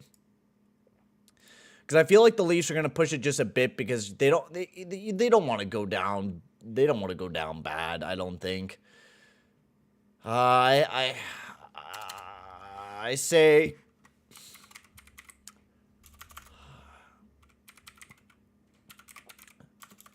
Lightning in 6.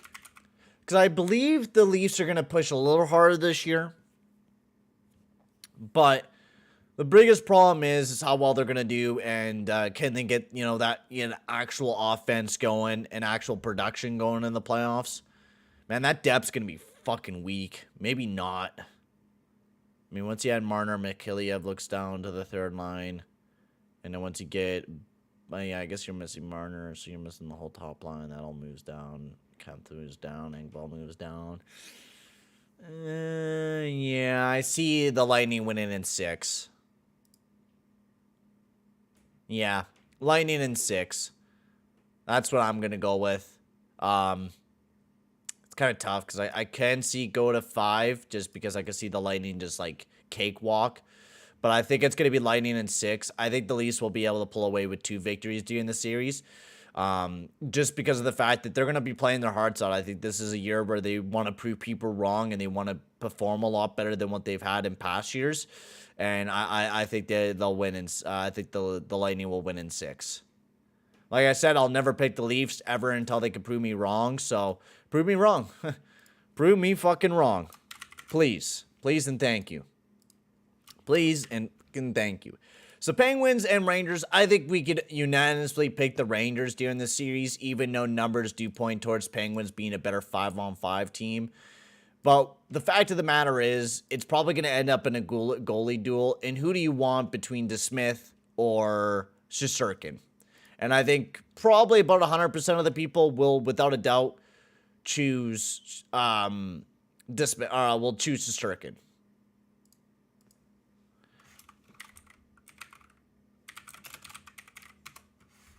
Because Tristan Jarry right now, like, what is his injury update?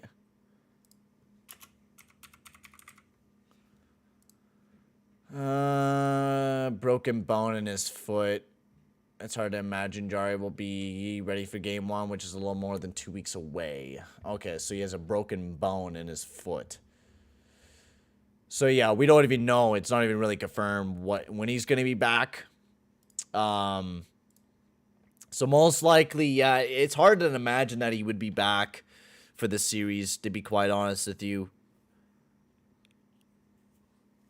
We'll definitely be getting into that a little bit later on, but I actually kind of want to see Flames versus the Stars. Oh, God. Did I not close my cap well enough? Leaking my shit all over the place.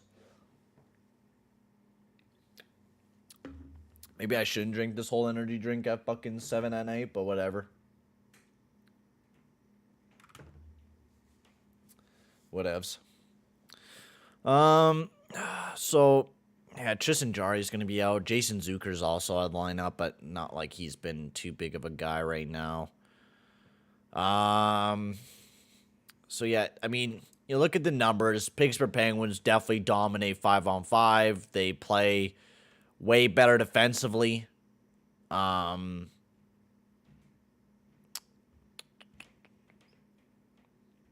Especially on the PK.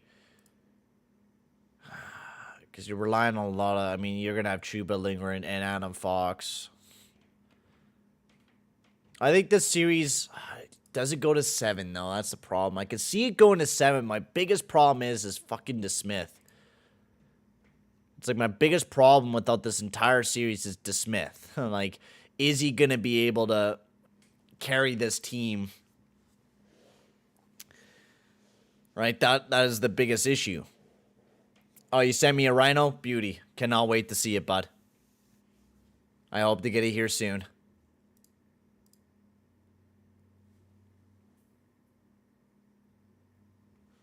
No, Crosby is still amazing. I mean, you calling him washed when he has 83 points in 66 games? Come on, bro. Crosby's still amazing. I think, like, he could willpower this team to that next round, but the biggest thing is DeSmith.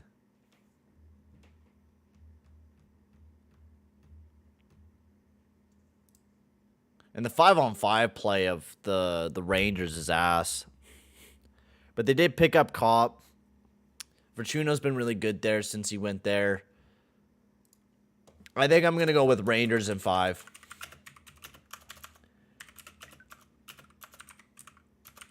Rangers in 5. I would believe that the Penguins would win if they have Jari, or they would make it close. But when you have Shesterkin in the net, and I believe that the Rangers will pick it up a little bit going into the playoffs, I believe that the Rangers will beat the Penguins in 5. Now, for sure, the 5-on-5 game is definitely not looking amazing for the Rangers, without a doubt.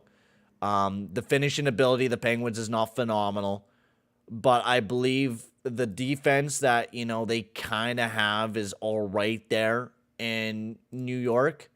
But the biggest thing is Shesterkin. When you have a hot goalie going into the playoffs and he plays really hot going into the playoffs, almost anything's possible.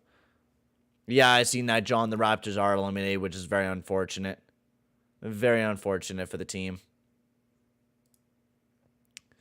So, honestly, I believe that it's such a tough fucking series to kind of pick apart, too.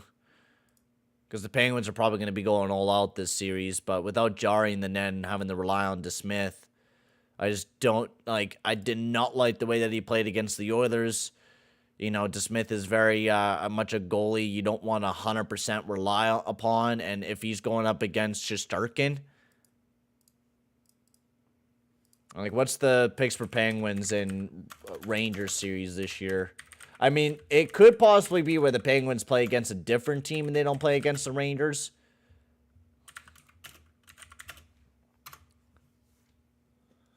So Rangers 3-0, Rangers 3-2, Rangers 5-1, and Penguins 1-0. So Rangers have dominated the series so far this year.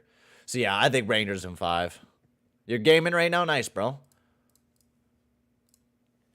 Another facts. How good did the Tampa Bay Lightning do against the Leafs this year?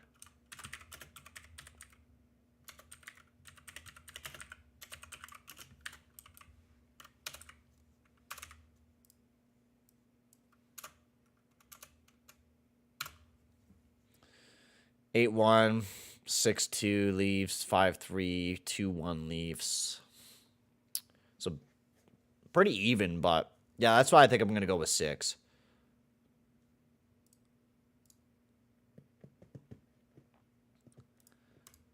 Okay, so that's all the middle pack teams basically going up against each other. So Lightning in 6, Wild in 7, Lightning in 6, and Rangers in 5 is what I believe.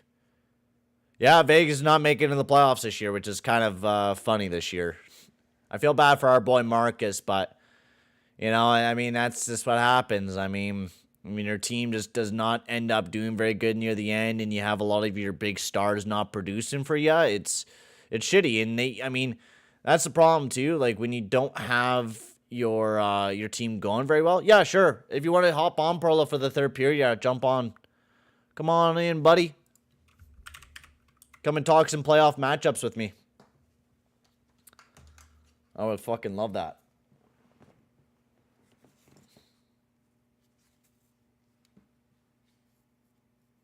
Make sure you shoot the puck. Like, you know, here he is. Oopsies.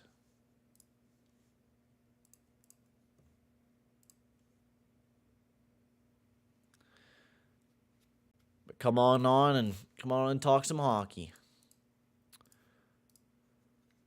Oh, without a doubt, Chief Annie, I cannot speak English today again, apparently.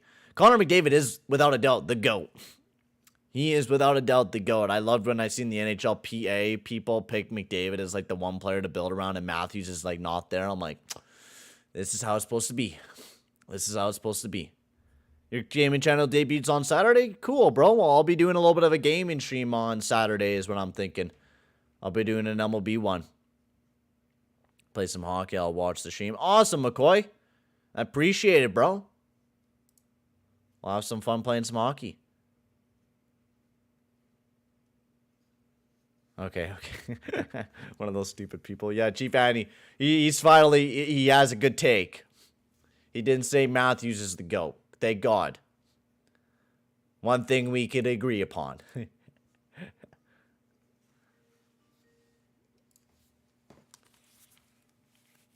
Yo, bro.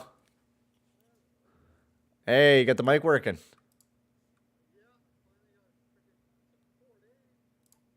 I don't even know what I did. I did like everything a person can do, and then all of a sudden it worked. I took it down to the freaking Best Buy. You work at Best Buy, right? No, I don't. Oh, you don't? Okay, I thought you did.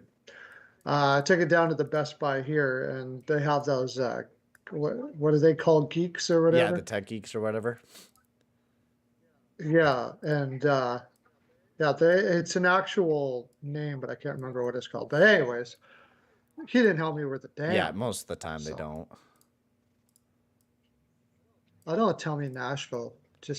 I need Well, Colorado. I'm and talking listen, about right? some of our the takes here for playoff action here. Do a Yeah. little bit of Yeah. brackets. Okay. So we'll jump right into the Edmonton Oilers versus LA Kings. I picked them in 6 for the Oilers against the LA Kings. It's a tough series, but I do think the Oilers would play better than the Kings. Kings are better defensively, but they don't have Doughty in the lineup, and they won't have Doughty going in the playoffs. They won't? No, He's not going to be there for the playoffs, I think either? he might not be for the playoffs. I think it's going to be a very hard series. It will be, but when you don't have Doughty in the lineup, I'm not a big fan of the yeah.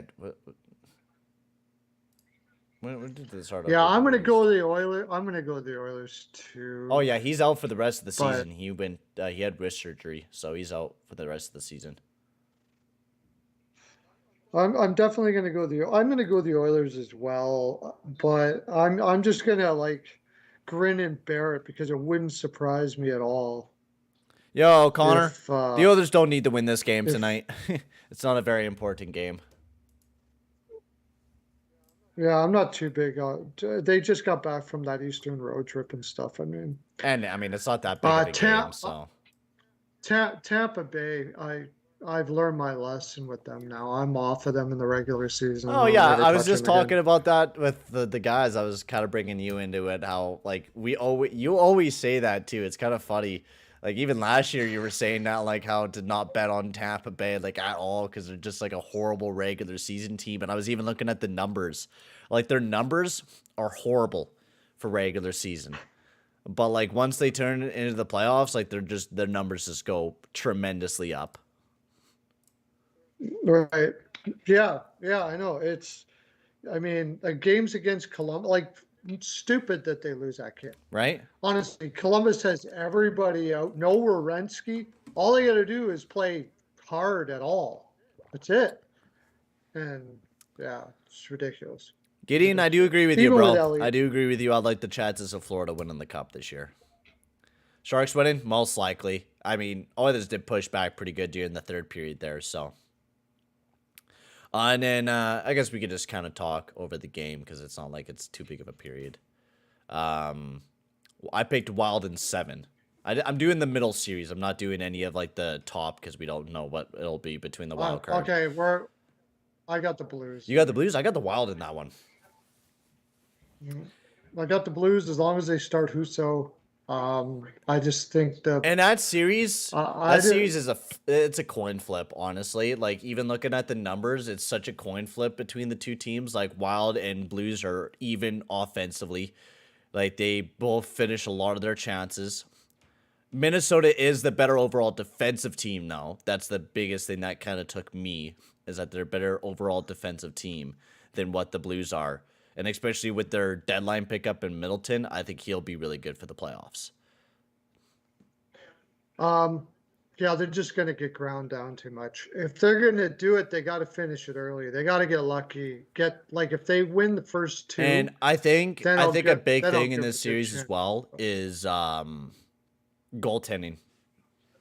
Goaltending. If Fleury could catch a flame or Husso, then I think I have a feeling they're going to go with Talbot, to tell you the honest truth. I think their Fleury has not adapted to their defense well at all.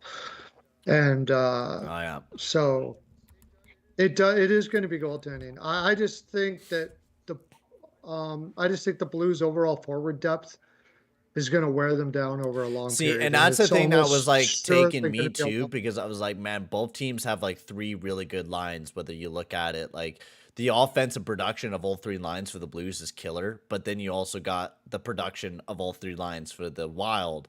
It's a very tough series because I think that series in general is going to be super entertaining. It's going to be a really really entertaining series. Well, the Minnesota is like a puck possession all over the ice team, and I just don't see them being able to do that against one team for 7 games. It's one thing to do it against a different team every Yeah. night, but you know, the one team, especially a guy with a coach like Berube, they're going to probably figure you out a little Mm-hmm. bit. And then once they have to adjust. Now, that being said, against Vegas, they went into a 3-1-1 and did it Yeah. amazing. And I didn't see them do that all year. So nothing really would surprise me No. with an Evison led team, but I'm still going with the Blues. I think that's as far as the Blues go, No, yeah. Well, when but you I got to think go up I'm going to, against Colorado the next round, I don't think any team has yeah. a chance in that one unless Minnesota like cracks down and plays really good defensively. Like that's why I could see Wild pushing pretty good against the Avs, but I can't see the Blues doing that just because the Blues' defense is not as strong as what the Wild would be. Oh, what was it?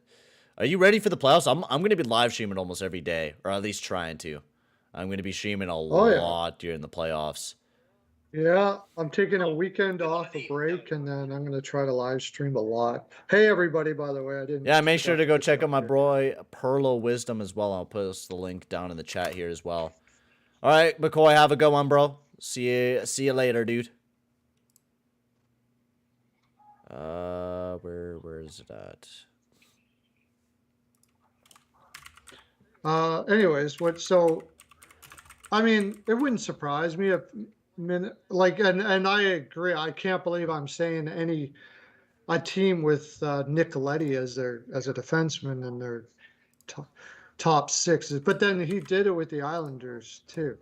Um, I think they have a similar defense now. I don't See you know, later, McCoy. but analytically, I think Minnesota would be able to be more successful with what they have in the regular season. Yeah. But like I said, in a 7 game series, the way they And play especially since against the same The same Blues team, do play pretty well in the playoffs too, and they've had that same team for a while, and they do really good in the playoffs, and that's the tough thing too that you got to take into account, and that's why like I threw these together quick. I still have to do because I'm gonna make one big old video on my prediction for what's gonna happen during the playoffs, but um, I don't blame anybody for taking no, I Minnesota. don't. It's just Honestly, that's the thing. Like, you could go either way. That's my problem, right? Like, I could see the Blues winning. I could also see the Wild winning. I think I see that series automatically going 7 games.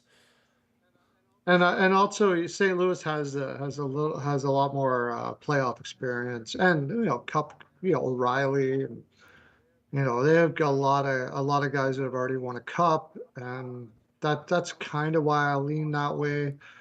But like I said, I mean, Kiprasov could just go off. We don't, That's the thing. I mean, in the playoffs, we're not really sure what he's going to No. be as a playoff performer. I mean, he could be nuts. Yeah, he probably will be. I love the way he plays, and I think his game will translate well into the playoffs. So, Bryce, you think the Avs take an early exit? I don't know, man. I think the Avs are going to go out there with some sparks. no, I think a lot of people think the Avs take an early exit because they have did a lot like what Tampa Bay has done and taken breaks throughout the second half. Like they've been playing just not to get hurt. And that's what I think people You take the regular season too much into account a lot. And even I might will because I'm going to be looking at a lot of the analytics throughout the regular season, but I'm going to be looking at what teams have done and what they have done in the playoffs, I think, a little bit more this time. And I mean, you can never really predict what's going to really happen, especially in the NHL playoffs. In a 7 game series where you're playing against the same team 7 times in a row, or maybe even less than that, it's pretty hard to see what you can do as we are on the power play here.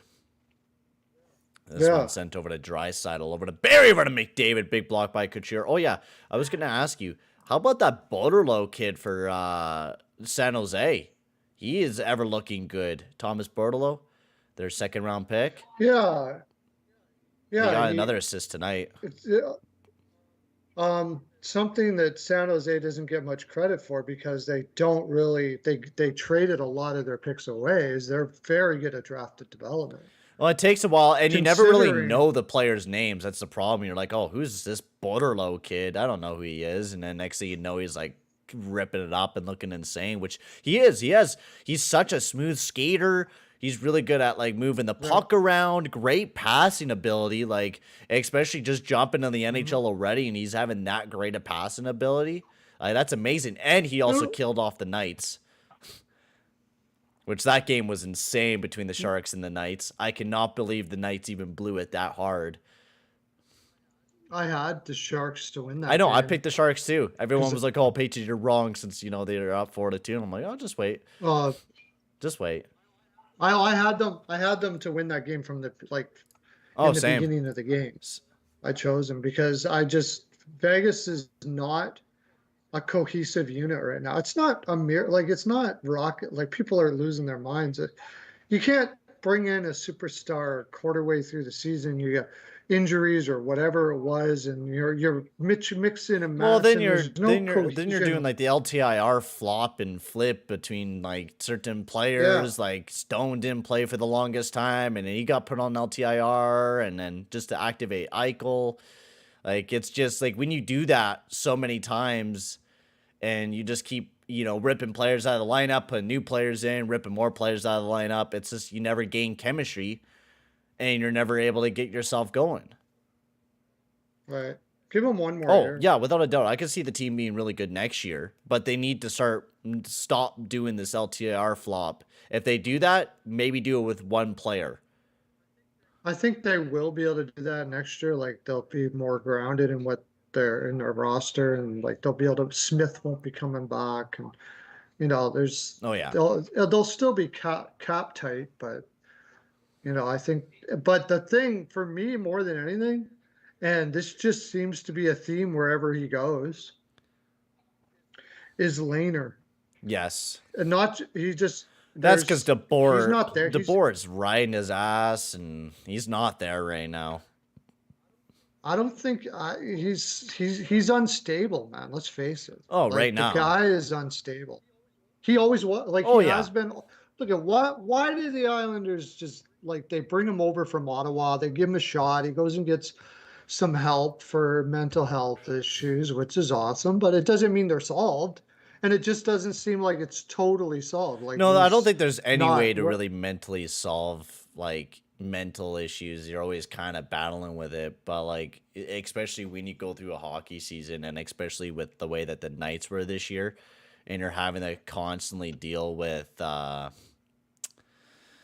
problems constantly, and the inconsistency of the team, and them relying on you 24/7 to be that big goalie when you're not. It's hard on it. It's hard on a guy like that. Yeah, I mean, he's probably a lot better. I don't know. He could probably use a little more time or whatever to get. But it just seems like there's a bit of a disruption there. If you watch him in interviews and stuff. He's out there, man, and goaltenders often are, but sometimes it can be a disruption, and I think it might be part of it. I don't think Eichel was as a person. I kind of went back and forth. Honestly, I've seen some videos where I know people keep riding on him, but even at the end of the game, Eichel went up to Thompson, gave him a hug, and all that sort of stuff. People get picked out a clip where Eichel was eye rolling and shit like that, and I'm like, come on, I know Eichel hasn't been the greatest locker room guy, but I mean, when that's what I'm not sure about. Is it just talk from Buffalo, or is this a real thing? You look at so many guys that came out of Buffalo and they were really successful, like Ryan O'Reilly. He was a total problem when he left Buffalo. He crashed into fucking Tim Hortons, and it was a complete gong show. Now look at him. He's a captain of the St. Louis Blues and brought him a Stanley Cup. And and he won a cup. Like, I understand, yeah, you could compare, like, Alex Tuck to Jack Eichel, for sure, without a doubt. So we just... Oh, maybe. John, Leafs fans Leafs fans are good enough to beat Tampa Bay. That's because they seen that Austin Matthews scored 60 goals and are like, oh, we're good now. We're going to beat the Lightning. No, you're not, buddy. I'm sorry. I'm sorry, you're not. You got Vazzy on the other team in the stacked Tampa Bay Lightning. I'm sorry, you're not. You could look at the numbers and see that Tampa Bay or your team was better than the Lightning throughout the regular season, but I'm sorry, it's different in the playoffs. Lauren. Oh, okay. Who's saying that? Weichel was saying that. The Leafs fans are saying. Yeah, Leafs fans are saying that. Weichel's not saying that because Weichel never says anything good about Weichel believes that the Lightning is going to beat the Leafs this year. Oh, yeah. He never says anything good about the And it's understandable. He doesn't believe. Weichel lives in a constant state of depression as a Leafs. all his buddies are trying to lift him up like, oh, dude, be positive. We're going to beat the Lightning. No, we're not. Have you seen our defense? I mean, actually, and the truth is, I think Toronto takes way too much shit for their defense. I don't think their defense is really all that bad. It's not. It's a lot better, but it's just hard to beat the Lightning. It's their third and fourth lines. You know, you can't have Simmons he can't be on a roster anymore. Let's face it. He's worse than Cassian even, isn't he? Or both the same? I would like Simmons a bit better than Cassian. At least he does shit. Really? At least he does shit and grease it up a little bit more than Cassian. And I think Simmons, I would have to take a look, but I think Simmons is a bit better. Actually, I could take a quick look at that. I mean, YOLO man, welcome into the stream. Do you think the Oilers can win this? I do, maybe, but honestly, I could see the Sharks taking this one. I'm hoping that Colorado can hold off Nashville here. Come on, analytical page, load up. Oh man, Simmons is down bad this year. Holy shit. Simmons is a bit better, but not by much compared to Cassian. Simmons is better. Really? Simmons is better defensively. But that's it. They're same offensively. I thought he'd actually be worse. They're same offensively. I thought he'd actually be worse. But I mean, you got Simmons, old man Spets. I mean, he's pretty good, but he's still old, and it's just not like when you're comparing their third and fourth line to Corey Perry and Bellemare, and like, I'm sorry, like those two guys, those guys take it. It's not even like Leafs fans, don't they analyze the Lightning and see that they got Perry and like Hagel that they just added, Sorelli, Kilroyne, like the whole fourth line's killer. Like, I'm sorry, just take the L. Yeah, and then, I mean, although Toronto's defense isn't as bad as people think as far as actual defensemen, it's Tampa Bay. I mean, that defense is stupid. But, like, yeah, you could play really good defensively, but when you don't got a consistent goaltender, Campbell versus Vazzy? Yeah, and it's not even close. Yeah, that's like where it just tips to levels that are untalkable, really. You can't. Vasilevsky time in a decade, bro. Decade only who's ever scored 60 goals. Oh yeah, I think it's cool that he scored 60 goals. I think that's awesome. But like for these Leafs fans getting so cocky about him scoring 60 goals and them believing that they're gonna get out of the first round is just stupid. I'm sorry. Yeah, it would. I mean, that's basically what it would have to take. Is Matthews just not only being Matthews, but also getting a ridiculously high shooting percentage on top of it, where he's just everything he shoots goes into the back of the net. That's about the only way that they really have a chance. I mean, Nylander is not the strongest playoff performer. Marner hasn't been, but Oilers. Hey, let's go. You think Panthers in 7? Yeah, Panthers is going to be facing Boston, I think. Yeah, I see Panthers winning that. Oh, yeah. Big juicy rebound by Fogle. And if you also, guys, if you haven't already, make sure to hit that like button and hit that subscribe button as well, as the Oilers just tied the game up at 3, baby. As it is a tie game now. Is that Josie? Oh, that better not be Josie. No, it's just Boriak. Nice shot from Barry. Okay. Not that Nashville had a chance. Is Nashville losing? It's 4-3 Colorado. Damn, man. I wanted to see Nashville win and take past the Dallas Stars so they could go up against the Flames in the first round. I want to see the Preds versus the Calgary Flames. Do you see Lucic nail? I mean, that hit on Duchesne. I didn't see it, but Calgary will ruin them. Yeah, cool. Barry did something. Woohoo! Yeah. Calgary is a team that you can look at their regular season analytics, and it'll translate to the playoffs. They play exactly a game that is successful in the playoffs. So Sutter's a genius. If it's not him, it's McClellan for Coach of the Year this year. Oh, with Calgary, I mean, yeah, they're gonna play so tough in the playoffs. It's gonna be a fun team to watch in the Flames. I'm quite hyped about it. Panthers face Washington. That will be a joke. 4. No, I'm Matthews tomorrow. Yeah, that's the same with the Oilers. They're not playing McDavid tomorrow night either.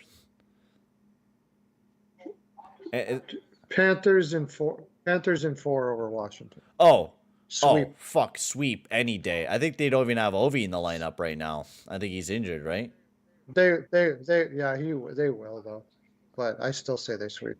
I don't think Washington's got anything to beat them. What? Yeah, between Samsonov and Venisic, like, do you think those guys are going to be able to pry pass? And do you think like their defense is going to stop Barkov, Giroux, Huberdeau, who else are we going to go along here? Verhaeghe, Bennett, Reinhardt, Lundell. Like, no. I'm sorry. I'm sorry, guys. You're gone. Yeah. You're done. Welcome back, Van Hook. Yeah. Hey, Van Hook. Also, everyone, make sure to go check out my man, Pearl of Wisdom. He is the man that's joining me for the stream tonight, and he will be the man that joins me for a lot of the streams throughout the playoffs, as we're going to be live almost every single day. We're going to be live every single day doing playoff coverage, talking about everything that's going on in the NHL, injury updates, whatever it may be. We are going to be your main guys. So make sure to hit that like button, hit that subscribe button, because we're going to be having a lot of fun this upcoming playoffs. Honestly, I could think the Oilers can win now. I mean, we're pushing pretty hard this third period here. Wow. LA and Vancouver still nothing. I mean, it's kind of a nothing game. I mean, every game. I thought Vancouver would win this one. I don't know how they're doing. I need them to win that one, actually. But oh yeah, Capitals have no chance. Oh no way! Nashville just tied it up. Oh, and actually, let's take a look at the numbers between Washington and Florida. Oh my God. The only thing that Washington has a little bit is that they're not bad on their defense, but Florida's not lacking that far behind Washington. Goaltending Florida takes like 5-on-5 goals against and 5-on-5 goals expected, or expected goals against. Oh yeah, Florida, like, yeah, I don't think, like, a lot of people are calling Florida to go to the Cup. I don't see it. I don't think so. I think they'll beat Washington, but yeah, their defense is a main concern. I don't think they beat Carolina, and I don't think they beat Tampa Bay. Chief Andy, dude, Bouchard does not suck, man. This guy Chief Andy's been on a tirade about Bouchard sucking ass and how Barry's better than him. We had an argument for a good, like, 20 minutes there a while ago. Like, who's better? Barry is better than Bouchard, and he thinks Bouchard is just awful defensively, awful skater, just an awful player. Yeah, okay. Right? Absolute fucking buffoon.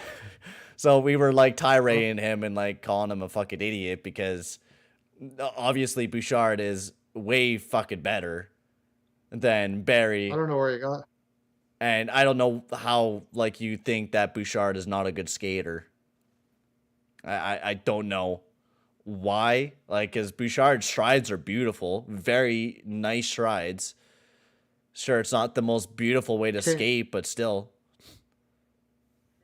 Canes versus Tampa, who wins? I mean, I gotta go Tampa. My only concern with Tampa is how much hockey they played in the last 2 years. Yeah. That's my only concern. Tampa. That's a tough one. Oh, and the Benito fires it right into the back of the net, and the game is now 4-3 Sharks, but I think they might review it here. Maybe. I'm not too sure what they would review, but the Sharks are up 4-3 now.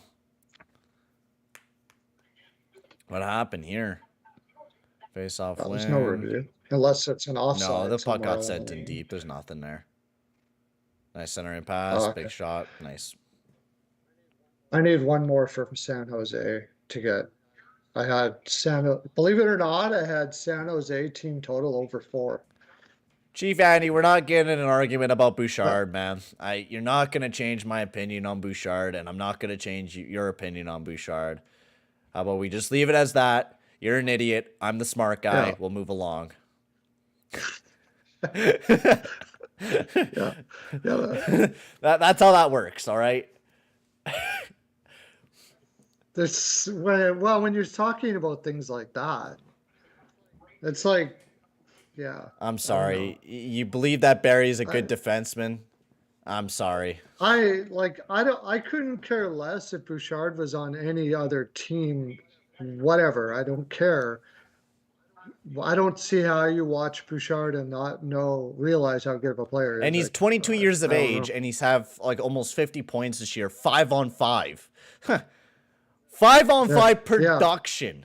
He's putting up the same amount of points as Barry, 5-on-5. And Barry's getting gifted by McDavid half the fucking time. His offensive hockey IQ is off the charts. It always was. Oh, in juniors, it was amazing. Edmonton Potts, another one. Oh my God, no way. His first. Oh, cool. It's no fucking way. Is it Broberg? No fucking way. Broberg got his first. Yeah, Broberg! Woo! His first career NHL goal. Oh, that is awesome, bro. Nice. Let's go, baby. Philip Broberg with the goal. Yeah, the secondary assist. Let's see what Barry did on this play. Don't wait a sec. This guy literally think Barry is a good defenseman? He didn't even have a helper on that fucking play, Andy. It was Puljujärvi to McDavid, you fucking moron. Watch the game. Are you even watching, bro? Do you need my glasses? I think he must. Honestly, he must I don't even care because I love this shit. I live for this shit. You're just injecting a needle into me. He must be doing it just. There's no way somebody thinks Barry's better than. Dude, there is people out there.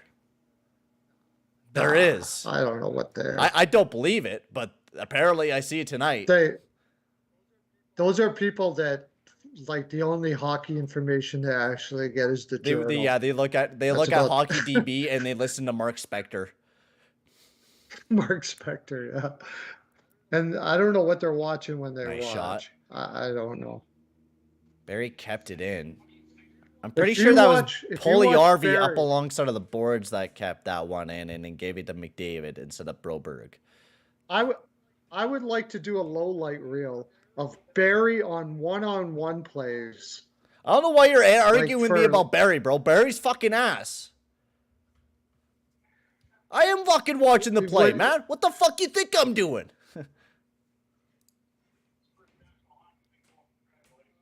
What I would like to see, like, a low light reel of Barry doing losing one-on-one battles. Yo, Landon. Oh yeah, every time.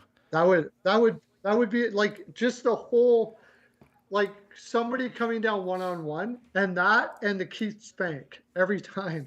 Just that would be freaking awesome. You put a tune to that and put it to a beat. Right. Yeah. Yeah, Lauren Barry's with them in spirit. Fuck yeah, he was. Oh, I bet they are a Calgary fan. Barry was with them in spirit. Lauren. Cassian picking this one That's up. funny. Oh, and he gets sticked up hard by Malak there as Cassian goes down hard. Chomlensky and McLeod going at each other there. Jesus. That's not good by Cassian. I mean... Oh, it's about the only way he's going to get a bloody face now. Yeah, it doesn't fight, so... No. That's not looking good there. Still nothing. Vancouver's getting outshot. Bro, how are you blaming Bouchard on that first goal? It went off his fucking skate, man. How can you even blame that? He was, who was it? Grigor was trying to make a pass and it went off his boot. Like, how can you blame that? That was, first of all, it was Keith who turned it over, so that's on Keith, not even on Bouchard. He was defending the pass and it went off his boot. Yeah, Chief Andy, you can keep arguing with me all you want, but I will keep proving you wrong every fucking time, man. I will turn around and slap you in the face. He's just trying to get a rise out of it. He has to be. I think so. Oh, I already knew that ahead of time. Yeah. I already knew when he first started talking with me that he's just trying to get a rise out of me. He's been going on for like since the start of the second period. And then he stopped trying to get you involved, try to prove me wrong. With me? Yeah. Oh, I mean, I don't know. There's not much to say. There's not much to say about anybody who thinks that Barry is better than any of our, except for maybe Duncan Keith. I don't even, but Barry better than just about any defenseman in the league. You're not gonna have me agree with you, pretty much. Yeah, I can believe that, Kyle. Oilers winning 5-4, especially since we have a 4-minute power play right now. So, Duncan Keith is so bad. He is ass. Yeah, he's really bad. See what I mean, Andy? We're not gonna prove each other wrong, bro. You agree that Barry is good, and I agree that Bouchard is good. So honestly. That I do know that there's, I mean, even people that think that Duncan Keith was a good move don't like Barry. Like I talk to people all the time that say that they think that Duncan Keith was a good move, which is just unfathomable to me why anybody would say that, let alone a general manager actually do it. But even they, for the most part, I don't think ever say that Barry's a good defenseman. God, no. Barry's nowhere near it. And that's the thing, like, Bouchard's 22 years of age, and yeah, not phenomenal defensively, but, like, look at the amount of space he has to develop. Barry is 32, very ass at offense. He's just gifted by McDavid. Like, last year, he had so many secondary assists. You look at the numbers of Barry, he had secondary assists up the ass. Bouchard is already as good as Klingberg. And that's saying a lot, because Klingberg is pretty goddamn good. Yeah. And, used to be. Now, I mean, maybe not at his best. Yeah, not. He's probably a little better than him now. Maybe he isn't as good as what Klingberg, what he used to be, but. Oh, shit, LA scored. But agree to disagree there, G. Fandy. You're not going to prove me wrong about Bouchard. And I'm not going to prove you wrong about Barry. So, it is what it is. Keith. I mean, that's how most arguments go. I don't think you could ever prove anybody wrong unless you have, like, come up with a fucking great argument and you show them clips and describe to them what's going on. But all you're just telling me he's dopey and slow and he plays bad. And that's all you could come up with. So you can't come up with any constructive criticism about the player. So Bouchard chips this one over to Kane. Kane right down below to Yamamoto, but that one just missed the pass. That's up to the point to Bouchard over to Keith. Keith, nice shot. That one tipped. McLeod trying to get it on the net and not able to. Kane pulls it down. Wraps this one around. And Christine even agrees. I think almost everyone has agreed. Chief Andy's the only one that's been on the Bouchard tirade. No, I know most of the people in here, especially Lauren. Lauren will be laughing his ass off right now. Oh, probably. I mean, Bryce, one of my viewers, Bryce was disagreeing. He was laughing. I think all of us were just having a good old laugh. Lauren Lauren has said that Holland was the worst GM in the league before he ever got to Edmonton. So he's certainly not a big. Agree to disagree, bud. Up to the point, Barry chips it right back down below to McDavid. McDavid looking, bounces up to the point to Barry. Barry has a handle of it, chips it over to McDavid, over to Nuge. Nuge waiting, chips it over to Barry. Nice shot, big save by Reimers. This one next to the zone. This one picked up by Barry. Chips it over to McDavid as he dashes into the zone. Makes a nice move, chips it up to the point to Draisaitl. Draisaitl down below to McDavid. McDavid up to the point. Nice bomb there from Barry. Picked up here by Nuge. Nuge bounces it over to Draisaitl. Over to McDavid. I cannot believe we did not score on this power play yet. McDavid bumps up to the point to Barry. Barry down below to McDavid. And now it's a good break here for the Tampa Bay Lightning. Oh, Barry 1-on-1. Never a great thing to see. As this one picked up by Draisaitl now as he's dashing into the zone. He gets bumped up alongside of the boards by Fierro as Draisaitl sends it around. CC shoves it down below. Ryan battling up alongside of the boards as this one gets chipped up. Picked up here by Brassard. Brassard looking, waiting. Nice shot in the net. That one just tipped wide. Picked up here by CC. Ryan sends it around. Leafs must be drinking. I mean, their fans are always drinking.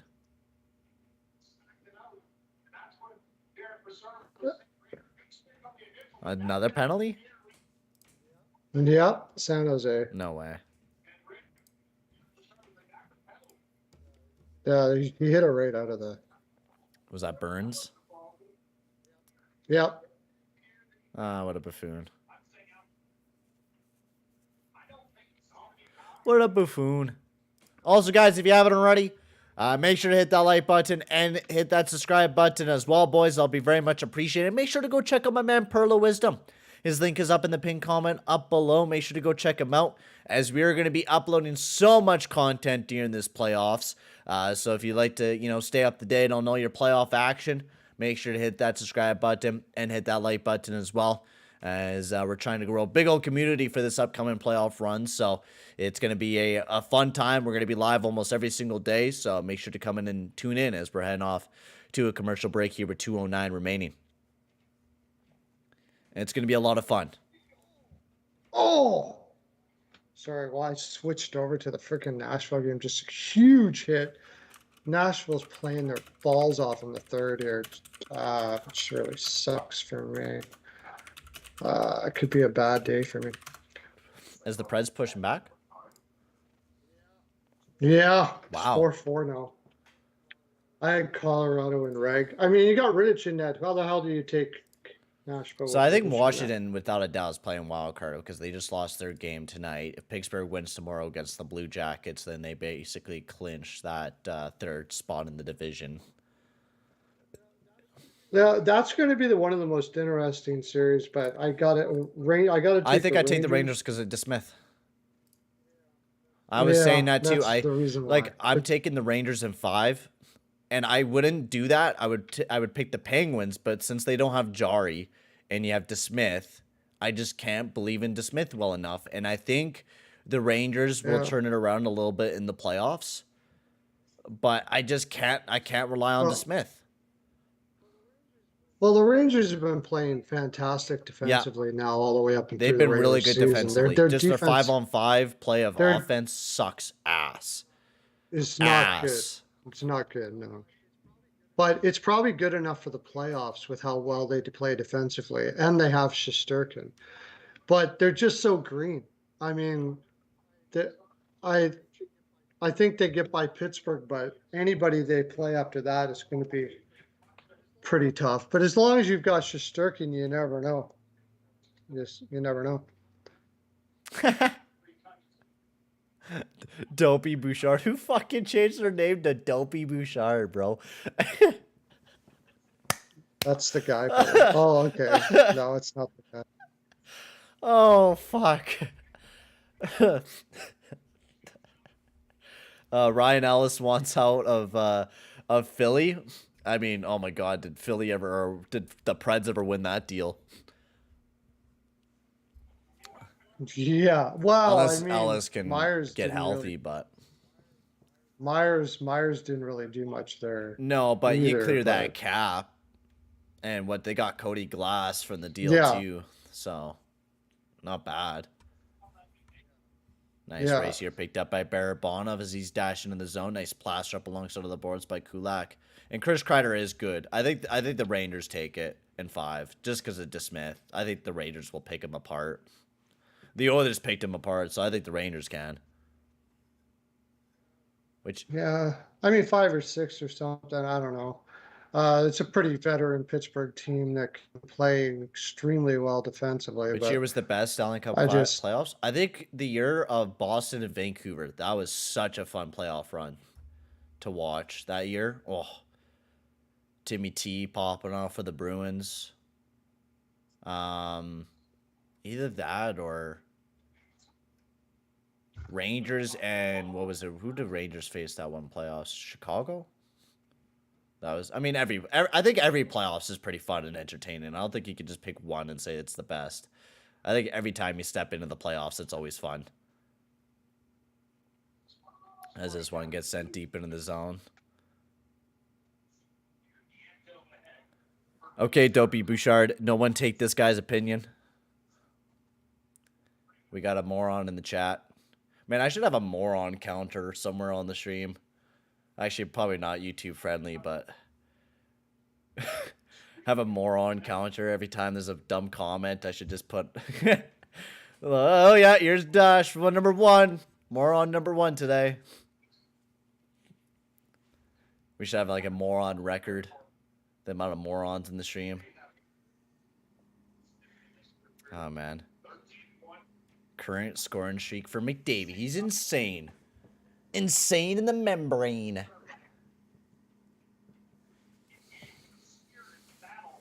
Face-off win. 36 seconds remaining here in the third period as we might be heading off to an overtime. God, Perlo, we're in overtime, man. Every damn time. Yeah. I wanted to cook some chicken and rice, man. I didn't want to go to overtime. But now we're heading off to overtime. This one sent in deep, picked up here by CC. Looking to get this one out. He chips this one over to Kane. Kane over to McDavid. That one turned right back over, given off to Brett Kulak. As Kulak waits, looking to break it out here for the Oilers as he just holds on to it and we'll be going off to overtime.